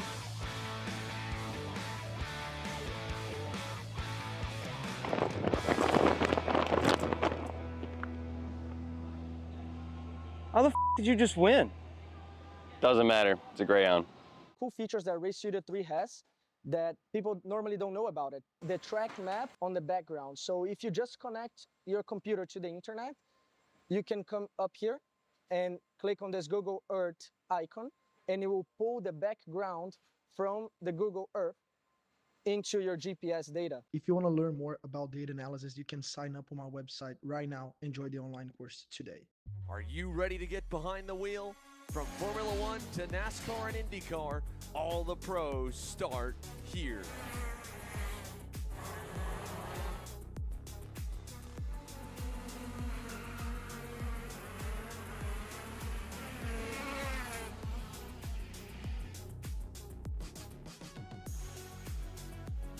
For more information, check us out online at mcckarting.com or call us and go racing today. Kart Zone is officially open.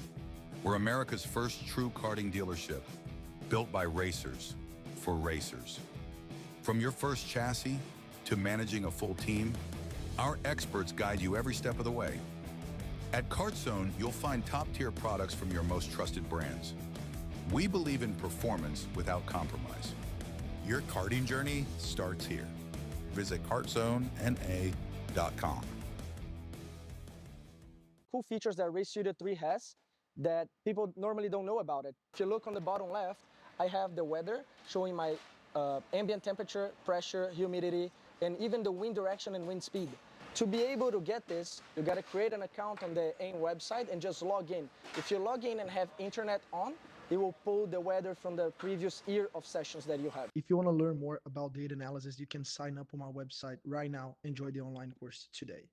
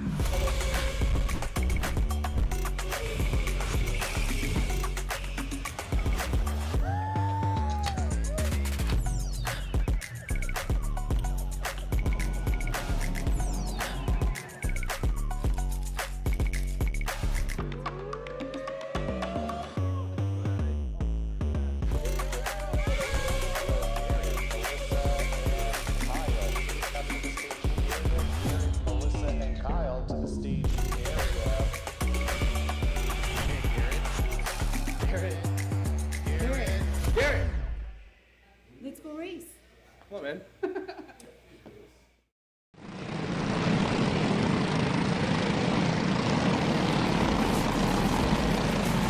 Chaser as we continue on with this morning's coverage of the Brake Senior. 206 is now on the racetrack yet again as we get set once more. Here's a couple things of note. 4 different drivers received penalties last race, including Yanuzzi for blocking, Clay O'Brien for instant responsibility, and an avoidable contact for Thomas Sherrick. That sees the starting lineup like this. McKeithen and Wheeler up at the front. Avery Shawam now in 3rd for the start. Letterflies in the 4th spot. Then it's Sawyer and St. Clair, Getz and Lieber, Burris and Ryan Sakina, Bradley Miller down in 10th. Keeper and Zagufiel. Yanuzzi dropped all the way to 13th with the penalty. Nunez and Sherrick, O'Brien and Bradbury, Palmer Dolak and Jack Sakina, Ocello and Nichols, Jackson Miller and May, Cassie and Lewis, along with Porter, Steele, McDonough, Krog, along with Baksinski, and part of the DNF list. Wainwright and Vale also down that order. Disqualification for the race for the 930.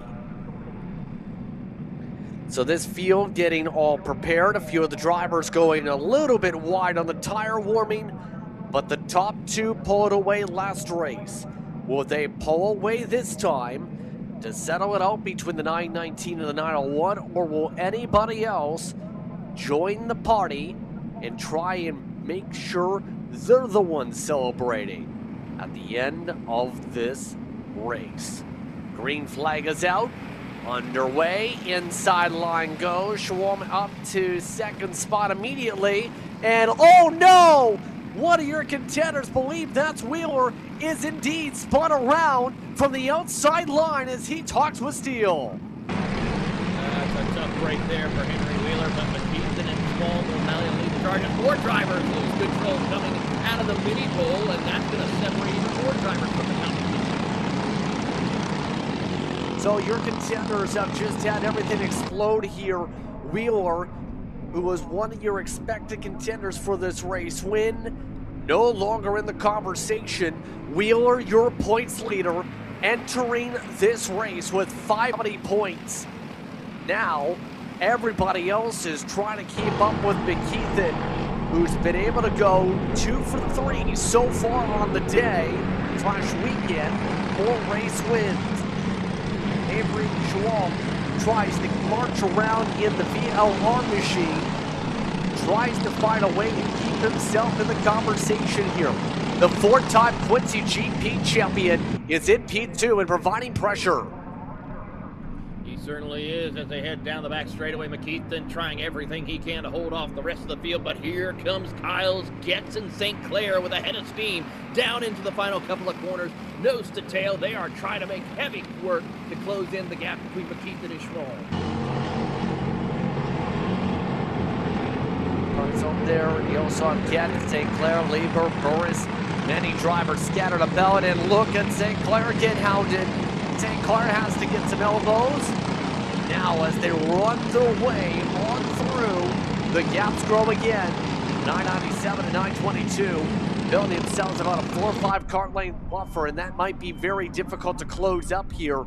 If anything, they might have a chance to close for the lead, especially since Schwalm is going to the point. The 902 leads it.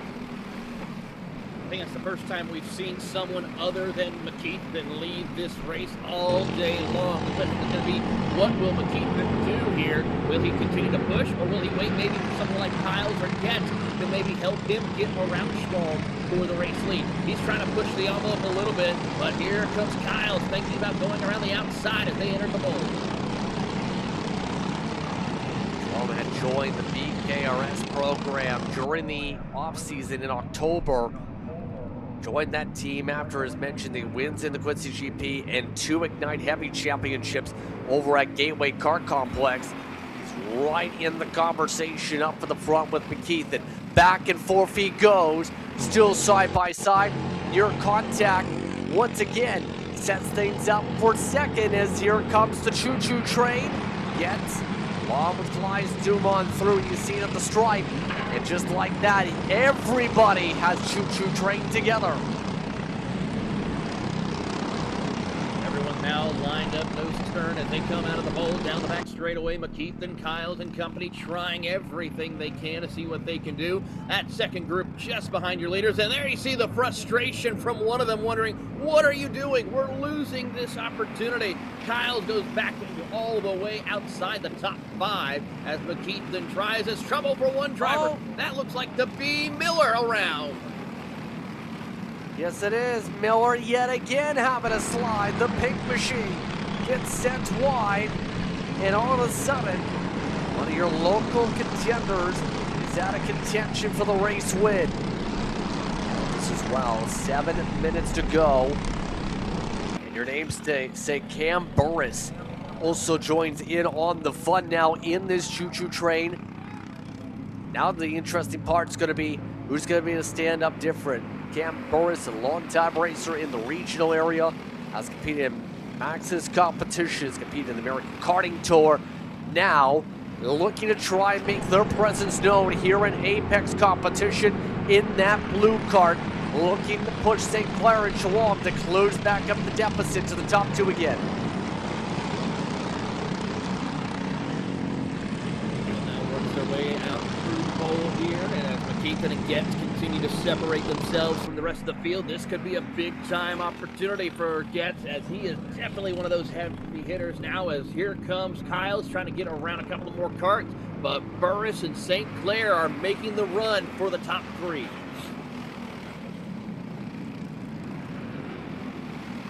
Still 6 minutes to be able to play things out, obviously, in this one. And Getz is doing a brilliant job leading the variables to control the chess match that is this battle for the race lead. The best way to think about chess, right, you have to think about the moves 4 moves at a time. And Getz with that +4 and then just willing to ride behind McKeithen, making it clear he feels like the top 2 are quicker than the entire Hornet's Nest, and they're absolutely backing it up with the way they're getting the top end speed time perfectly for the end of the straightaway. Right now, they are a 10th or 2 quicker than everybody else in the pack.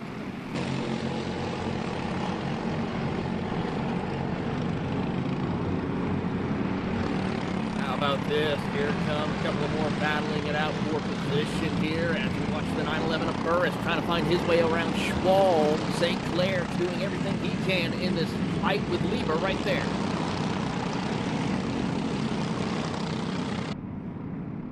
Some of the first trying to make the headlines here. For Shalom, we talked about his team side of things. Joined as a driver mechanic, had spent most of the time as an independent tailor out in the Midwest around St. Louis area. First time really racing with the team for these types of championships. To be able to contend here with a lot of success in some of the major events in the Midwest. But right now is getting absolutely swarmed. The bright side is Schwab has a few teammates, believe, in the mix of things here in some VLRs to be able to try and sync up together possibly.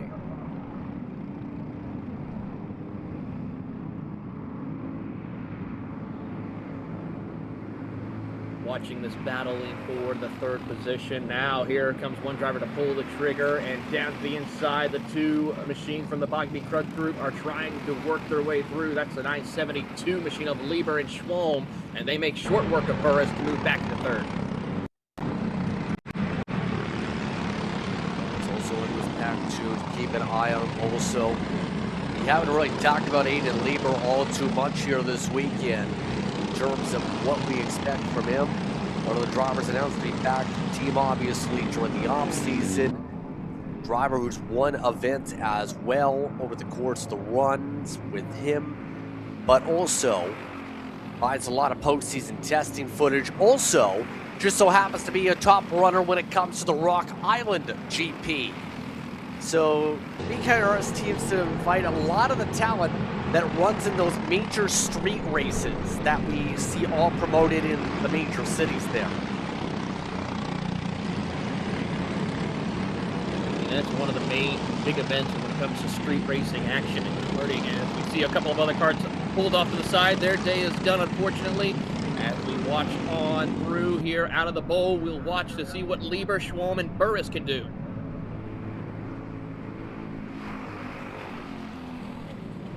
Now looking like they're trying to still get some haymakers together, and the haymakers just keep on coming back and forth here. How would you say this intensity level can be when you're in the thick of it? What I mean by that is, what's going through your mind when you're racing back and forth such as this, where you're going in and trying to take these spots? What goes to the mind other than pass, like Pac-Man?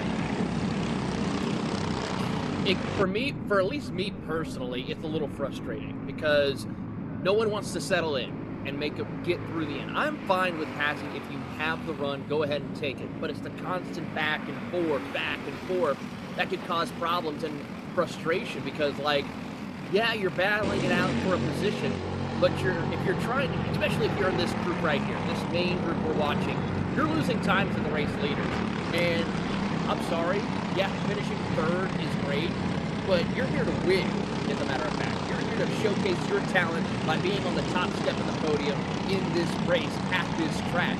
So when you're constantly doing that pass, it's frustrating because you know for a fact you may have the pace. You just need someone to help you, and you can't pull away. And it does burn up your stuff too, in theory, when you go back and forth, because a lot of the things to think about too is these drivers with the tires, the more they work in these tires here over the course of the run, the more you have to think about how much you're getting to pass that clipping point already. Because we already know where the optimal windows would be.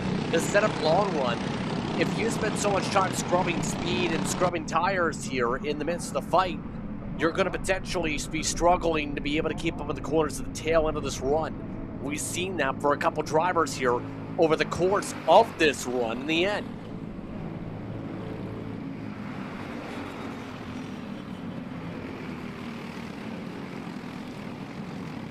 Ethan now just trying to settle in. Levi Getz, I gotta say, he has been doing some incredible running as well right now, keeping up. I mean, we saw Levi yesterday struggling in his heat race here. As trouble, two karts go around into the barrier. The 902 machine of Schwalm collects the 997 of Kyles. Getting collected, and those were two top contenders. Schwalm was looking very good with this position, and obviously one of those karts is broken. Hand raised, pit road coming up, and frustrations abound for the 997. As there they go to the access road, they can't get around. Kyles has been frustrated for quite some time. You saw what happened to him early on with some of the situations that he got caught up in, and you see the temper starting to boil over a little bit there for Kyles. Tough break for him. Hopefully we'll see him at AMP in the next few weeks. That was Ronnie, in fact, and the Coyote you're referring to. Time to go to the lead because we're coming up to one to go, and right now Getz has it. Just took it away from McKeithen. McKeithen with the haymaker back up the inside. Back and forth we go. White flag is out. Final time around at 2:016 here. McKeithen flat lines the inside. Now they rumble through the mini bowl. Again, trying to set up some diamond lines to build up a small boost for exit. We'll take a big run coming out of the bowl. McKeithen already setting up for the shallow run. Takes it inside. Now force middle because Getz got the better run.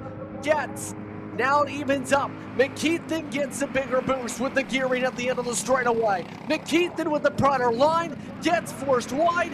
McKeithen holds on and will take the win in Jacksonville. Incredible run right there between both of these competitors, but it's Coyote at the top once again with McKeithen taking home the win. Incredible weekend as more trouble. Miller goes around and frustration about to kick over here as they are trying to discuss what's going on. I wish we had a replay of that. That's the 932 machine, possibly. Trying to get the number of Peyton McDonough. Some hard hits to the barrier, and there you can see some of them trying to scramble, at least try and finish here in the final corners. So obviously, one of our more dramatic races of the day because of how the packs fared out. But in the end, it's McKeithen up front, Geth in second, Liebert, Sherrick, and Burris get the top fives unofficially. Ryan Sakina, huge credit, able to get up to the 6th spot. Kiefer, Nichols, Secuzio, and Bradbury the top 10. Here's the big thing for Nichols, 13 spots gained, Taylor, in the 904 card. Well, it helps when chaos ensues amongst a lot of drivers to where you can pick up some spots. How about Mark Steele as well, moving up 14 spots to 13. So good run for him as well. And that will conclude our action in the 206 seniors. 2 more events before we conclude our morning session. That being said, we'll take a break. We'll be back with more. You're watching today's action from the city of Jacksonville.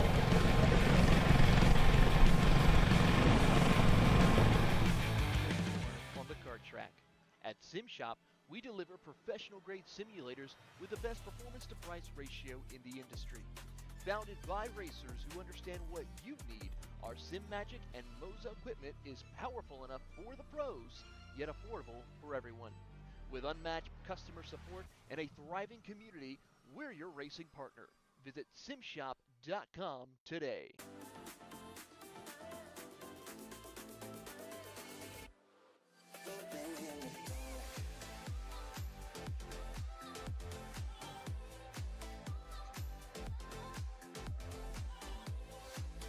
Are you looking to take the next step in your racing journey? Well, look no further than PitFit. With 2 locations in Charlotte, North Carolina, and Indianapolis, Indiana, PitFit trains drivers all the way from grassroots level karting to IndyCar and NASCAR, with top-of-the-line personalized coaching to improve physical and cognitive fitness.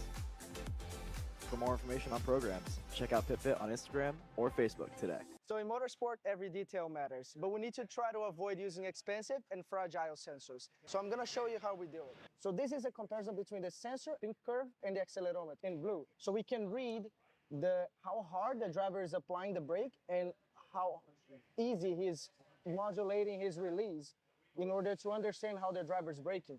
The sensor costs hundreds of dollars and the accelerometer is already in your dash, so you don't need to buy anything. If you want to learn more about data analysis, you can sign up on my website right now and join the online course today. This is Henry. Henry feels sad. Henry feels sad because it's time for his next big race and his go-kart is in bits. Henry doesn't know that Acceleration Kart Racing is the United States' #1 shop for all of your karting equipment needs. Henry also doesn't know that Acceleration Kart Racing can deliver anything from tires to race suits and even wheels directly to your front door or to the racetrack itself quickly and efficiently, with tech support available 6 days a week. Poor Henry doesn't even know that Acceleration Kart Racing offers free shipping to mainland USA on selected product if you spend $200 or more. Do yourself a favor. Go to accelerationkarting.com and make sure that you are never left stuck on the pre-grid with Henry. Be smart and don't be like Henry.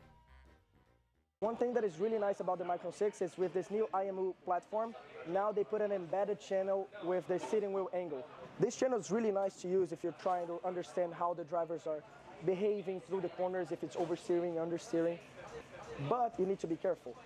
Because we're measuring this at 100 times per second, when you look on the data, it's very, very noisy. So when you look on the data, we have here the steering wheel angle raw output in blue, and then we have to apply a filter to treat this data, and then that's the filter in red. If you want to learn more about data analysis, you can sign up on my website right now and join the online course today.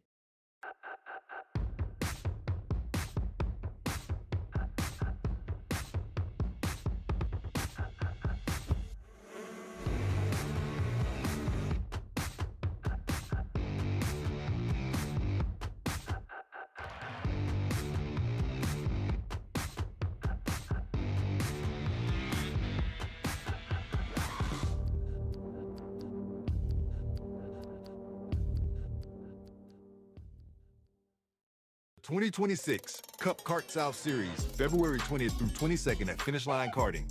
March 20th through 22nd at Daytona International Speedway. April 24th through 26th at Music City Karting. And May 29th through 31st at Bushnell Motorsports Park. Cat food marketing. $9.99 a month. Dude, Caleb, wake up. Dude, we're live in 5 minutes. Let's go. Come on. What are you doing? Dude, I'm so sorry. Xander had me in a cat food marketing meeting till like 2 a.m. last night. Come on, man. Do you have anything I can drink? Dude, I got the perfect thing for you. Perico. It's a healthy energy drink alternative. Perico, non-GMO, gluten-free, kosher, magnesium, B12, B6, Yeah, it's good. B5, biotin, and zero sugar? Pericazo! Try Perico, made with natural ingredients, organic caffeine, and supports your metabolism. Try the new official energy drink of Kart.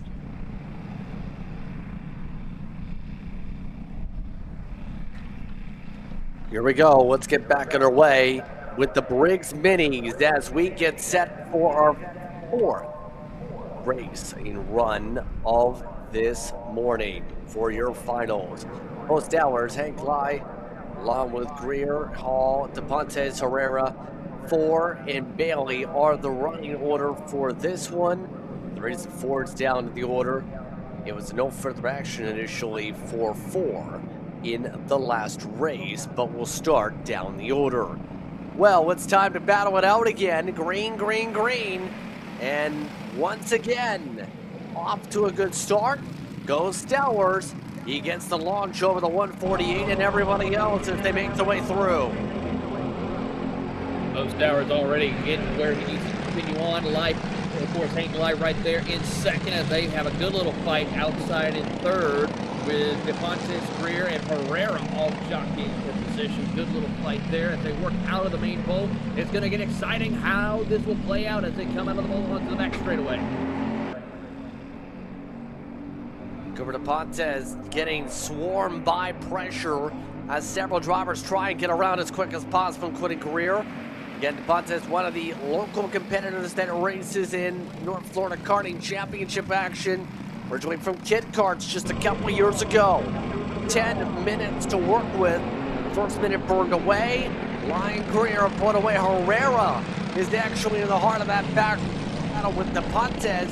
Herrera with the terrific start to this one.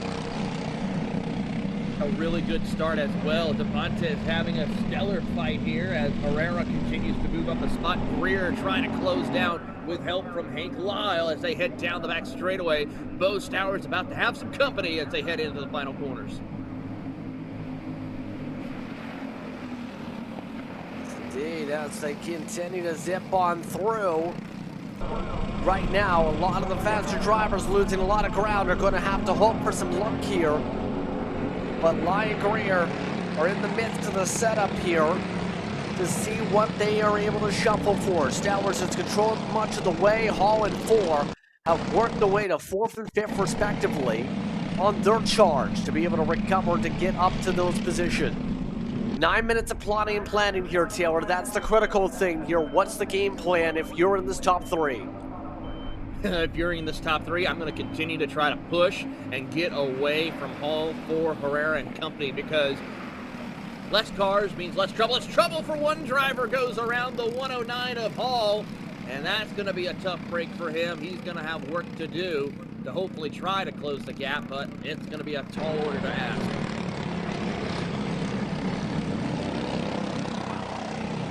And as they continue to zip on through here, going to be interesting where things shape up. Hall has had some issues, it looks like, by the way, has fallen to the back, as said, with Ford jumping up to the 4th position in pack number 2.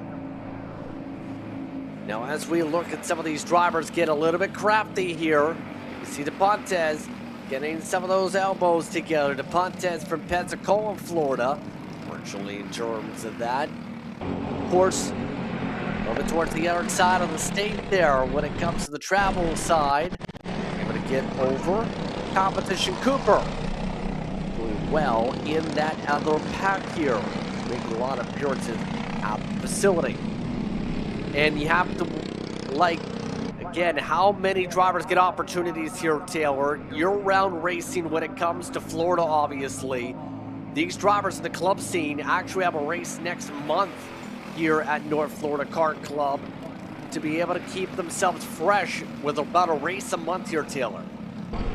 I mean, it's a good way to help kick off your run here and get yourself ready, especially if you are a regular that competes here at the North Florida Kart Club, and just get yourself ready to put on a great season and maybe go for a championship in your class here at this club. And that's what we love about the grassroots, is that there's always some form of racing going on throughout the year.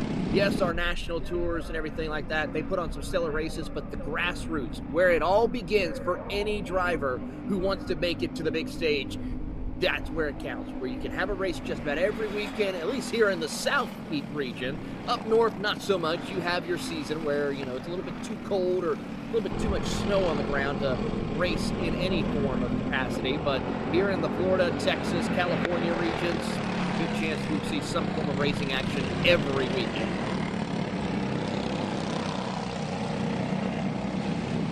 See that very active, to say the least, around here. Of course, there's a lot of talk the track had in recent weeks about the Masters Championship it's going to be hosting here too. So plenty coming up. But also, thinking about the Apex conversation, we haven't talked too much about the future side of things.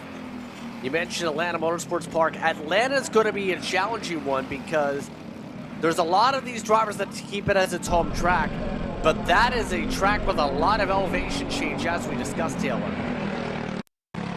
A track that's under a lot of snow right now, too, from this winter storm that's coming through. It was practically covered as of this morning, thanks to the AMP social media, but it is going to be one of those most unique karting facilities. I've seen some races at that track, and I gotta say the racing there is going to be exciting. But here at the North Florida Kart Club, they have been putting on some stellar fights here. This old school racetrack here, really fun to see the action. A lot of heavy hitters that have come out to play and putting on a stellar fight each time we've been racing. Stowers still holds on to the race lead, and that's a new track record for him in the race with a 40.655. St. Lyle and Ruben Greer, they're being smart. They're settling in. They know they have plenty of time, and they are right there in the hunt. Should things start to get a little crazy as things start to progress further into this race, 5 minutes plus 2 laps to go.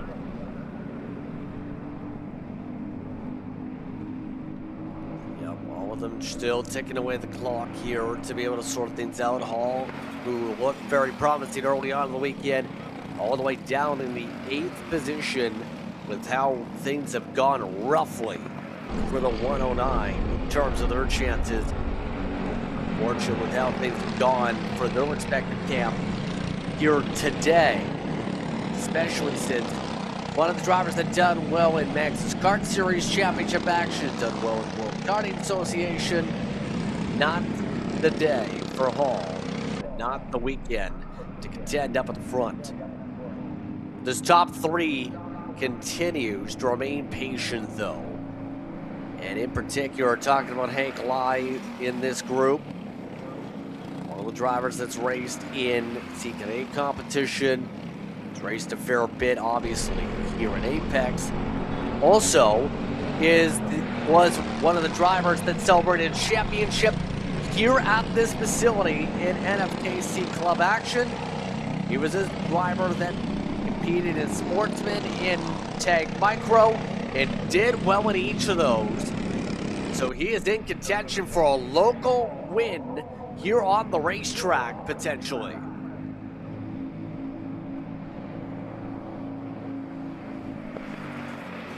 Calm before the storm right now as Stowers, Lyle, and Greer are just setting the pace, running their laps that they need to run here. They know there's still a lot of things still to come in this race as they work their way back into turn number 1. Incredible drive by all 3 of them here. Lyle, we saw, had some struggles in some of his heat races. Greer struggling, but they are finding it where it needs to kick off, where it matters here. Great run for them so far.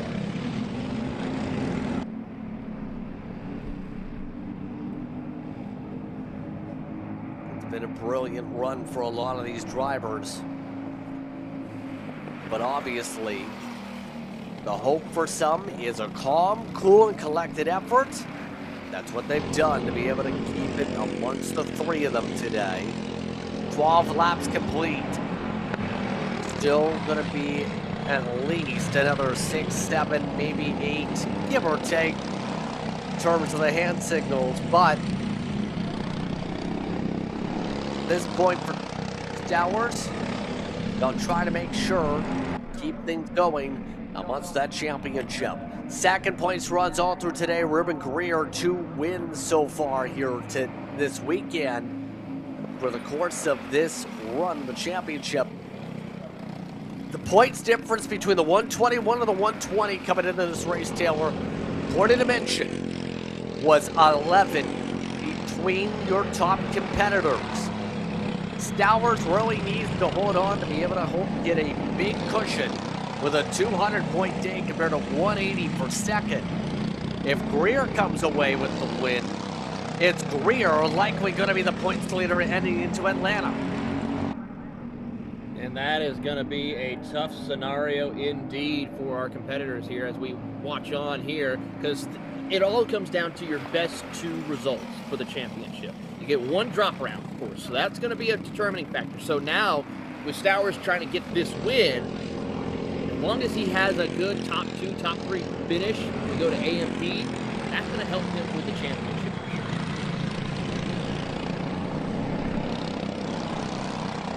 I think for Greer, it has to be the win to be able to help take the lead outright, though, honestly.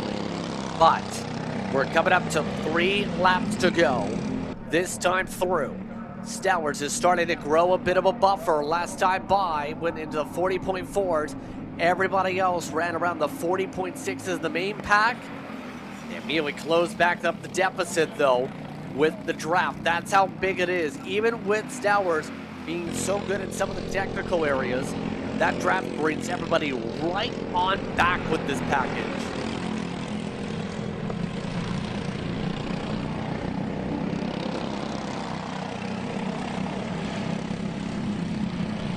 Now the question is going to be who will pull the trigger here in these final seconds. I know Stowers is just waiting to see who will pull that trigger first. Who's going to be able to hold on for dear life in these closing seconds as they head down. You see Greer, he's going to go to the inside on Lyle to try to take second away, and he will do so. 2 laps to go. Couple more times around as Greer trying to set it up. Greer looking for a way to get up to the race lead. Looking to try and go 3 for 4 in race victories here this weekend. Greer over the rear end heading into the bowl. Ends up riding the back bumper. Now Stowers goes on the block all the way to the inside. Looks like Greer will try a small peek to the inside. There wasn't anywhere to go though. Greer, crossover, contact. Stowers goes around. Stowers for the race lead. Side trips and saves it as Greer gets the point of the last lap. That's going to be a big change up here, and now Hank Lyle, he has now a shot, and he's going to take the fight. He's been having the pace, but he's got to get that good run down the back straightaway if he wants to have the shot to take home the win. Out of the bowl they'll go, nose to tail as they come through. Lyle, can he set up enough of a draft to slingshot around Greer? Down the back straightaway, you see him poking his nose out. Not able to try anything just yet. Greer looks over the shoulder as they come closer and closer to the white line. Down into the corner, Greer tries to send it in. He does not have the opening, and Ruben Greer will pick up the win here in your 206 minis. Able to hold it off, and Greer goes 3 for 4 unofficially. Stowers ends up being 3rd spot instead of 1st, and that, depending on how things go with reviews, will be costly for the 121. A big swing to put Greer to the top unofficially in points. And let's take a look at the results here. Greer lies Stowers 4, and DePontis the top 5. Pereira in 6th. Hall did recover to 7th as Easton Bailey went adrift down to 8th. What a finish, Taylor. Absolutely incredible fight to the finish here, and I gotta say, for his career, it was a good day for him. But we gotta see how it plays out with the points, if any penalties are given out, and how that will all change here before it's all said and done. But congratulations to Ruben Greer and Hank Lyle for sticking it in there and keeping it out strong with the 30th finish of the boat. Let's take a break. Next final coming up. You're watching Kart Chaser.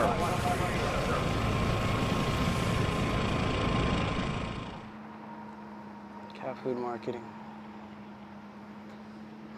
$9.99 a month. Dude, Caleb, wake up. Dude, we're live in 5 minutes. Let's go. Come on. What are you doing? Dude, I'm so sorry. Xander had me in a cat food marketing meeting till like 2 a.m. last night. Come on, man. Do you have anything I can drink? Dude, I got the perfect thing for you. Perico. It's a healthy energy drink alternative. Perico, non-GMO, gluten-free, kosher, magnesium, B12, B6, Yeah, it's good. B5, biotin, and zero sugar? Pericazo! Try Perico, made with natural ingredients, organic caffeine, and supports your metabolism. Try the new official energy drink of Kart Chaser.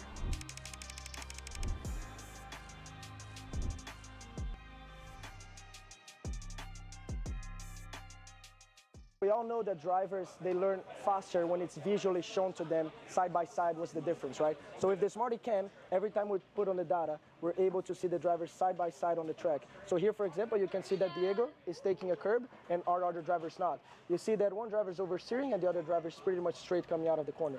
By showing this to them, they're able to absorb faster. And you can even play the videos simultaneously so they can see how they're performing through the track. If you want to learn more about data analysis, you can sign up on my website right now. Enjoy the online course today. Are you stuck with your kart racing? Not sure the ideal kart setup? Or going to a track for the first time? Well, Kart Class has the answers for you. Our online portal has a wealth of experience and knowledge to help your kart racing. From kart setup advice to track guides that are targeted specifically to your circuit, or the driver coaching aspect with mindset, racecraft and driving techniques. If you want to take your karting to the next level, visit us at kartclass.com.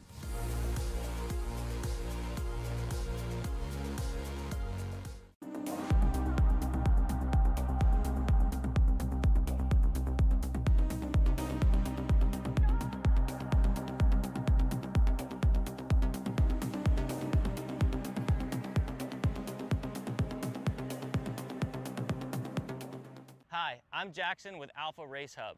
Alpha is an all-in-one motorsports software solution that can solve all the software problems you need for your track, facility, or series. Alpha can cover all your software bases, from online registration, digital e-waivers, a proprietary timing and scoring software, incident management, automated points tabulation, tire and barcode scanning. We even have our own mobile timing app and rental kart activity management software. If you're looking to consolidate your motorsports software solutions, reach out to us at alphatiming.co.uk.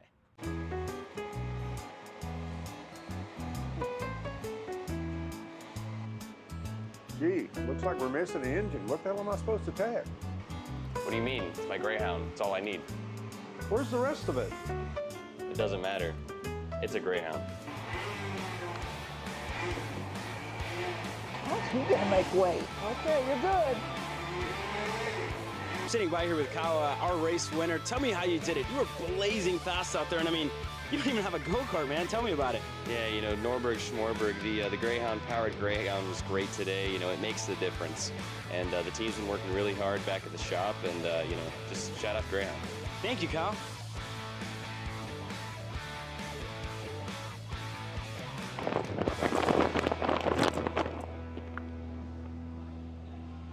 How the did you just win?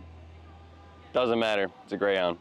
Cool features that Race Studio 3 has that people normally don't know about it. The track map on the background. So if you just connect your computer to the internet, you can come up here and click on this Google Earth icon, and it will pull the background from the Google Earth into your GPS data. If you want to learn more about data analysis, you can sign up on my website right now. Enjoy the online course today. Are you ready to get behind the wheel? From Formula One to NASCAR and IndyCar, all the pros start here.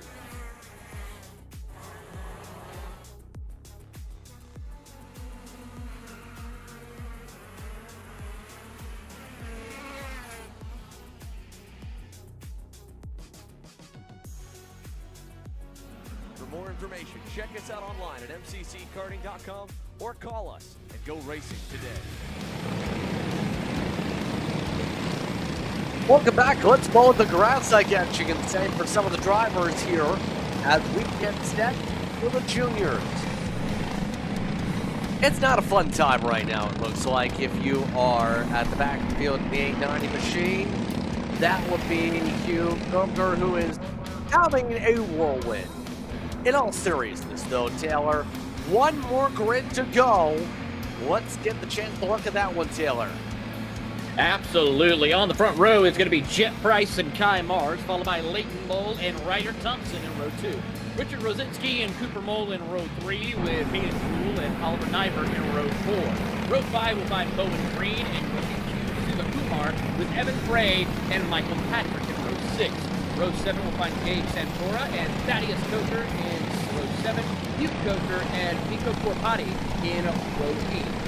Delanger, Abel, and Max Hudson in row 9, Wyatt Caldo, Clay O'Brien in row 10, Hudson Erland, Eli Powell, and Randy Harvey rounding out your 23 kart field. Look top to bottom at the running order. Of note, there were penalties for Katoto, Frey, Jewel twice, Appel twice, Thaddeus Coker twice for various reasons. For Appel and Thaddeus Coker, it was for commitment code and tramline violations. The others were for incidents. This time through, we start off with 3 karts locked together, and we're underway with multiple drivers with issues.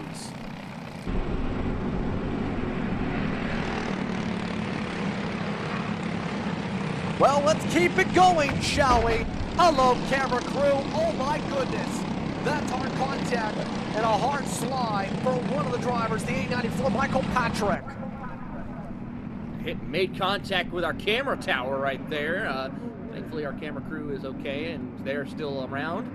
As we watch the race lead, Jet Price will lead us here down the back straightaway, as here comes Kai Mars to the inside, side by side, and he will take over the race lead. Cooper, or Leighton Mole, will try to take over third. Jet Price dropping back a couple of spots. And everybody watch with intrigue as more drivers, Cotano having issues at the back of the field. An issue with corner cut penalty for the last race. Oh wow, everybody's trying to prove themselves here. How things look in the championship. Right now coming in for the juniors is simple. Leighton Mole has the points lead over Jeff Price. Price closed up 12 points with the race win in the pre-final. However, Price obviously not leading here. In fact, some drivers getting squeezed down coming into 8th. Price got dropped back multiple positions there on that lap. In fact, he will fall to third as more trouble happening in the final corner. The 837 of Hudman, and I couldn't catch the other driver who also went off track, so more contact and chaos here in the junior category. I guess at this point, it's about survival. It's a game of lava, hot lava. If you touch the grass, you melt on your chances to win this race. Mars trying to recover some spots here, trying to launch his way and show what life's like on Mars. Can't make the move and has to wait in line. Nyberg also in this group, by the way, 7 karts deep. That's a lot of variables. And everyone touched the lava. This is going to be Santoro this time.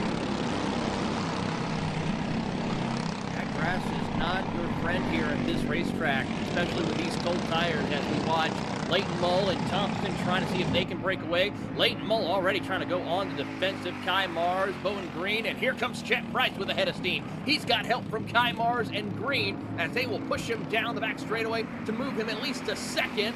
Green will move to third. Leighton Mole, he'll drop outside of the top 5. Keep up the aggression when it comes here. Bowen Green had the fastest lap out of anybody last time by the way, on his draft attempt. Keep an eye on Green, one of the competitors that did well in the Mini Swift final a year ago, or Jimmy Tech at Daytona. Now today, looking pretty solid here. Lap traffic going to be set to a factor pretty soon already for these competitors, but it's Ryder Thompson that is the one who's up at the front as things calm down here, Taylor. And Ryder Thompson, who's got experience in sportsman competition, racing a Cup Kart itself, looking to fend off a hornet's nest here. Looking through right now for Ryder Thompson, and I gotta say, he's had a little bit of some impressive runs this race weekend so far, and been quiet, but still right there in the mix. So for him to lead the charge here today in the finals, where it counts, impressive run for him. He's one of the drivers, by the way. Thompson did take part of the club race last week. Doesn't matter for now. Look at that. It's green to the point this time. To the back goes Thompson with the slot machine. And green comes out on top. Now it's Evan Frey up to one of his best spots this entire weekend as well. And for Frey, one of the drivers that's had experience also with Coyote Chassis with the Winter Nationals over the years, finished 27th back in 2025 for reference, for example. We'll see how Frey now fares out with a chance to lead for the first time this weekend. It'll be interesting to see what he can do in that 804 machine. Bowen Green right now leads the charge. Frey right there in the hunt as he works his way through. I think one cart went off further back as I saw one of the track officials putting towards the other direction. But Bowen Green just working wherever he can to hold off the hard charge. It's going to be a 3-cart breakaway. Price leads that second group with Thompson and Nyberg. Tech lane, Timmy Tech off in front, trying to prove that they have the speed with the Cup Karts. But look at the drivers start to split here. This includes your points leader losing drift again. Championship going to have some massive swings today, but the red speed of Nyberg looking to try and get up into the fourth spot, leading the second pack. There goes Nyberg with the blue front flip, just going to clear into the mini bowl. Jeff Price is absolutely, you saw him on the back straightaway a few months ago, furious, wondering, what are y'all doing? We're so close, but with us battling, you're making us lose time. The gap between them right now is about 0.8 of a second. They're starting to pick it up a little bit if they stay organized and nobody decides to pull out of line.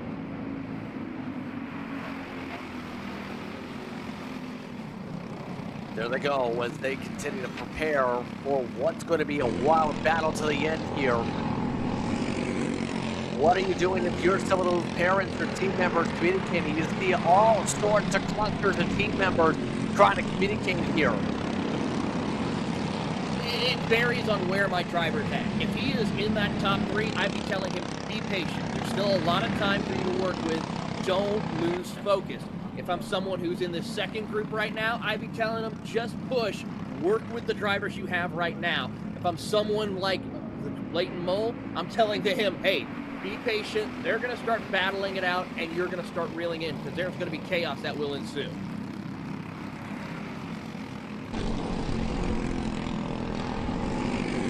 Got a couple of black flags coming out for several drivers. Michael Patrick, Thaddeus Coker, Wyatt Cataldo, Gabe Santoro.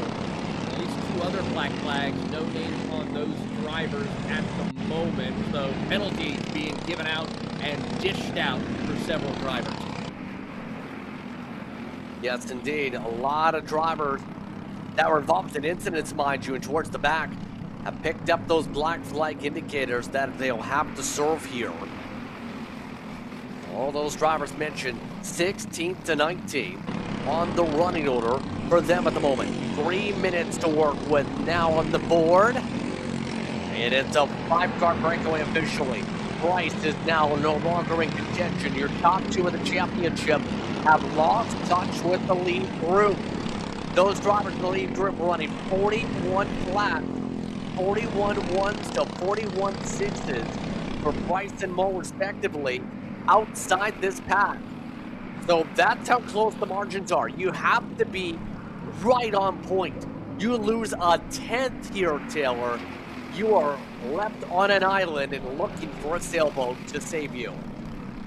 Well, right now there's no one coming to save Jet Price or Leighton Lowe. They're going to have to wait and see if someone will sink the ship in front of them in order for them to make any ground on that positioning as we watch Green, Gray, Mars, Thompson, and Nyberg.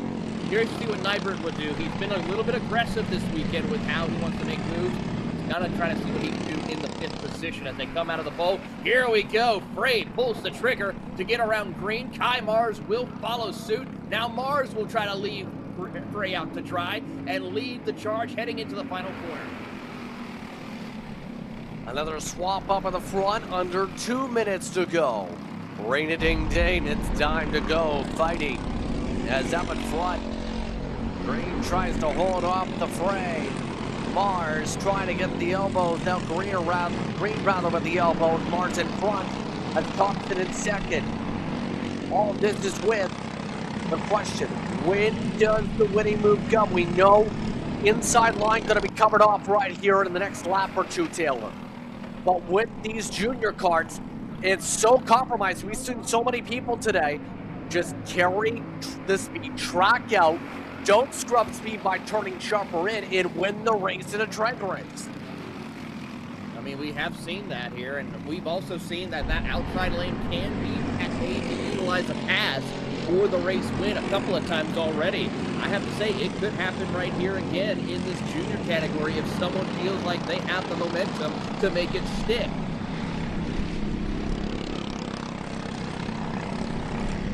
Yes, indeed, and here we go. Now we're coming up to what will be 3 laps to go this time. Top 2 have built the buffer again, Mars and Thompson, while the others have been fighting. Green, Frey, Nyberg have not been able to keep themselves lockstep. To the back goes Green, in fact, with all that squabbling. 2 to go next time. 3 laps to go this time through. Mars looking to try and hold off Thompson. Doing everything he can here, Ryder Thompson. Remember, he was leading a few moments ago. Now he's finding himself back in contention to win this feature race as they come out of the bowl. Will he pull the trigger? Kai Mars thinks better of it. He is going to go on the defensive and keep Thompson to the outside, make him work for it. Drag race, and Thompson makes the pass. Thompson to the race lead in the final stages, coming up to 2 laps to go. Mars and Thompson looking to try and scrap it out, keep it between the two of them. Frey defending from third spot also. Nyberg trying to flatline to the inside, couldn't do much in the mini bowl. Running their way to the mini bowl. This time through, Mars will need a big run. We've seen a decent pull down the straight. There's the flat line. Mars will elect to fall. Everybody went down to the bottom of the racetrack, Taylor. And you see how dirty it is down there at the bottom as you saw the dust coming up. So it's a little treacherous right there. You got to be careful. Here comes Mars to the inside. Nearly makes contact, but gathers it back up and will hold position. This brings in Nyberg into the mix. And Frey, as they try to come on and put a fight here with Mars, that allows Thompson to run away. 2 laps to go, still shown on the boards here. We'll keep an eye on that. It's down to what's on the video board. Remember that the drivers will have to see. Thompson has a big buffer. Now, as things settle towards the end, can Thompson pull up any charge? Can confirm here in white in arrears. Now, Mars, big boost, big run, requires a big extend, doesn't get to the inside, tries it again. Nyberg gets contact with Mars. They come on through to the checker, and it's Thompson who gets it done.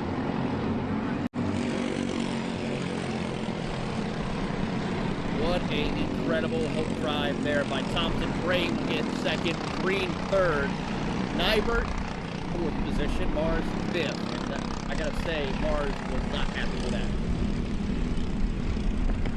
Chaotic end for Mars, but a wild one to say the least for the juniors. Let's take a look at those results. Thompson, Frey, Green, Nyberg, Mars the top 5, Price and Mull lose ground for points, and we'll have to see how things shuffle by the time we get to Atlanta. Shiva Kumar, Corvetta, and Neil Coker are in your top 10. Unknown Hayden Jewell, his penalty earlier on the weekend, 11th Cooper Bowl finish. 12 Putman, Appel, Gatto, Santoro, Tucker, and Patrick are the other drivers. But it's time for the lunch break, which means we get a chance to take a bit of a break. We come back, more coverage from Apex here in the South, and the Southeast specifically. We'll continue on. You're watching Kart Chaser. We'll see you after some food.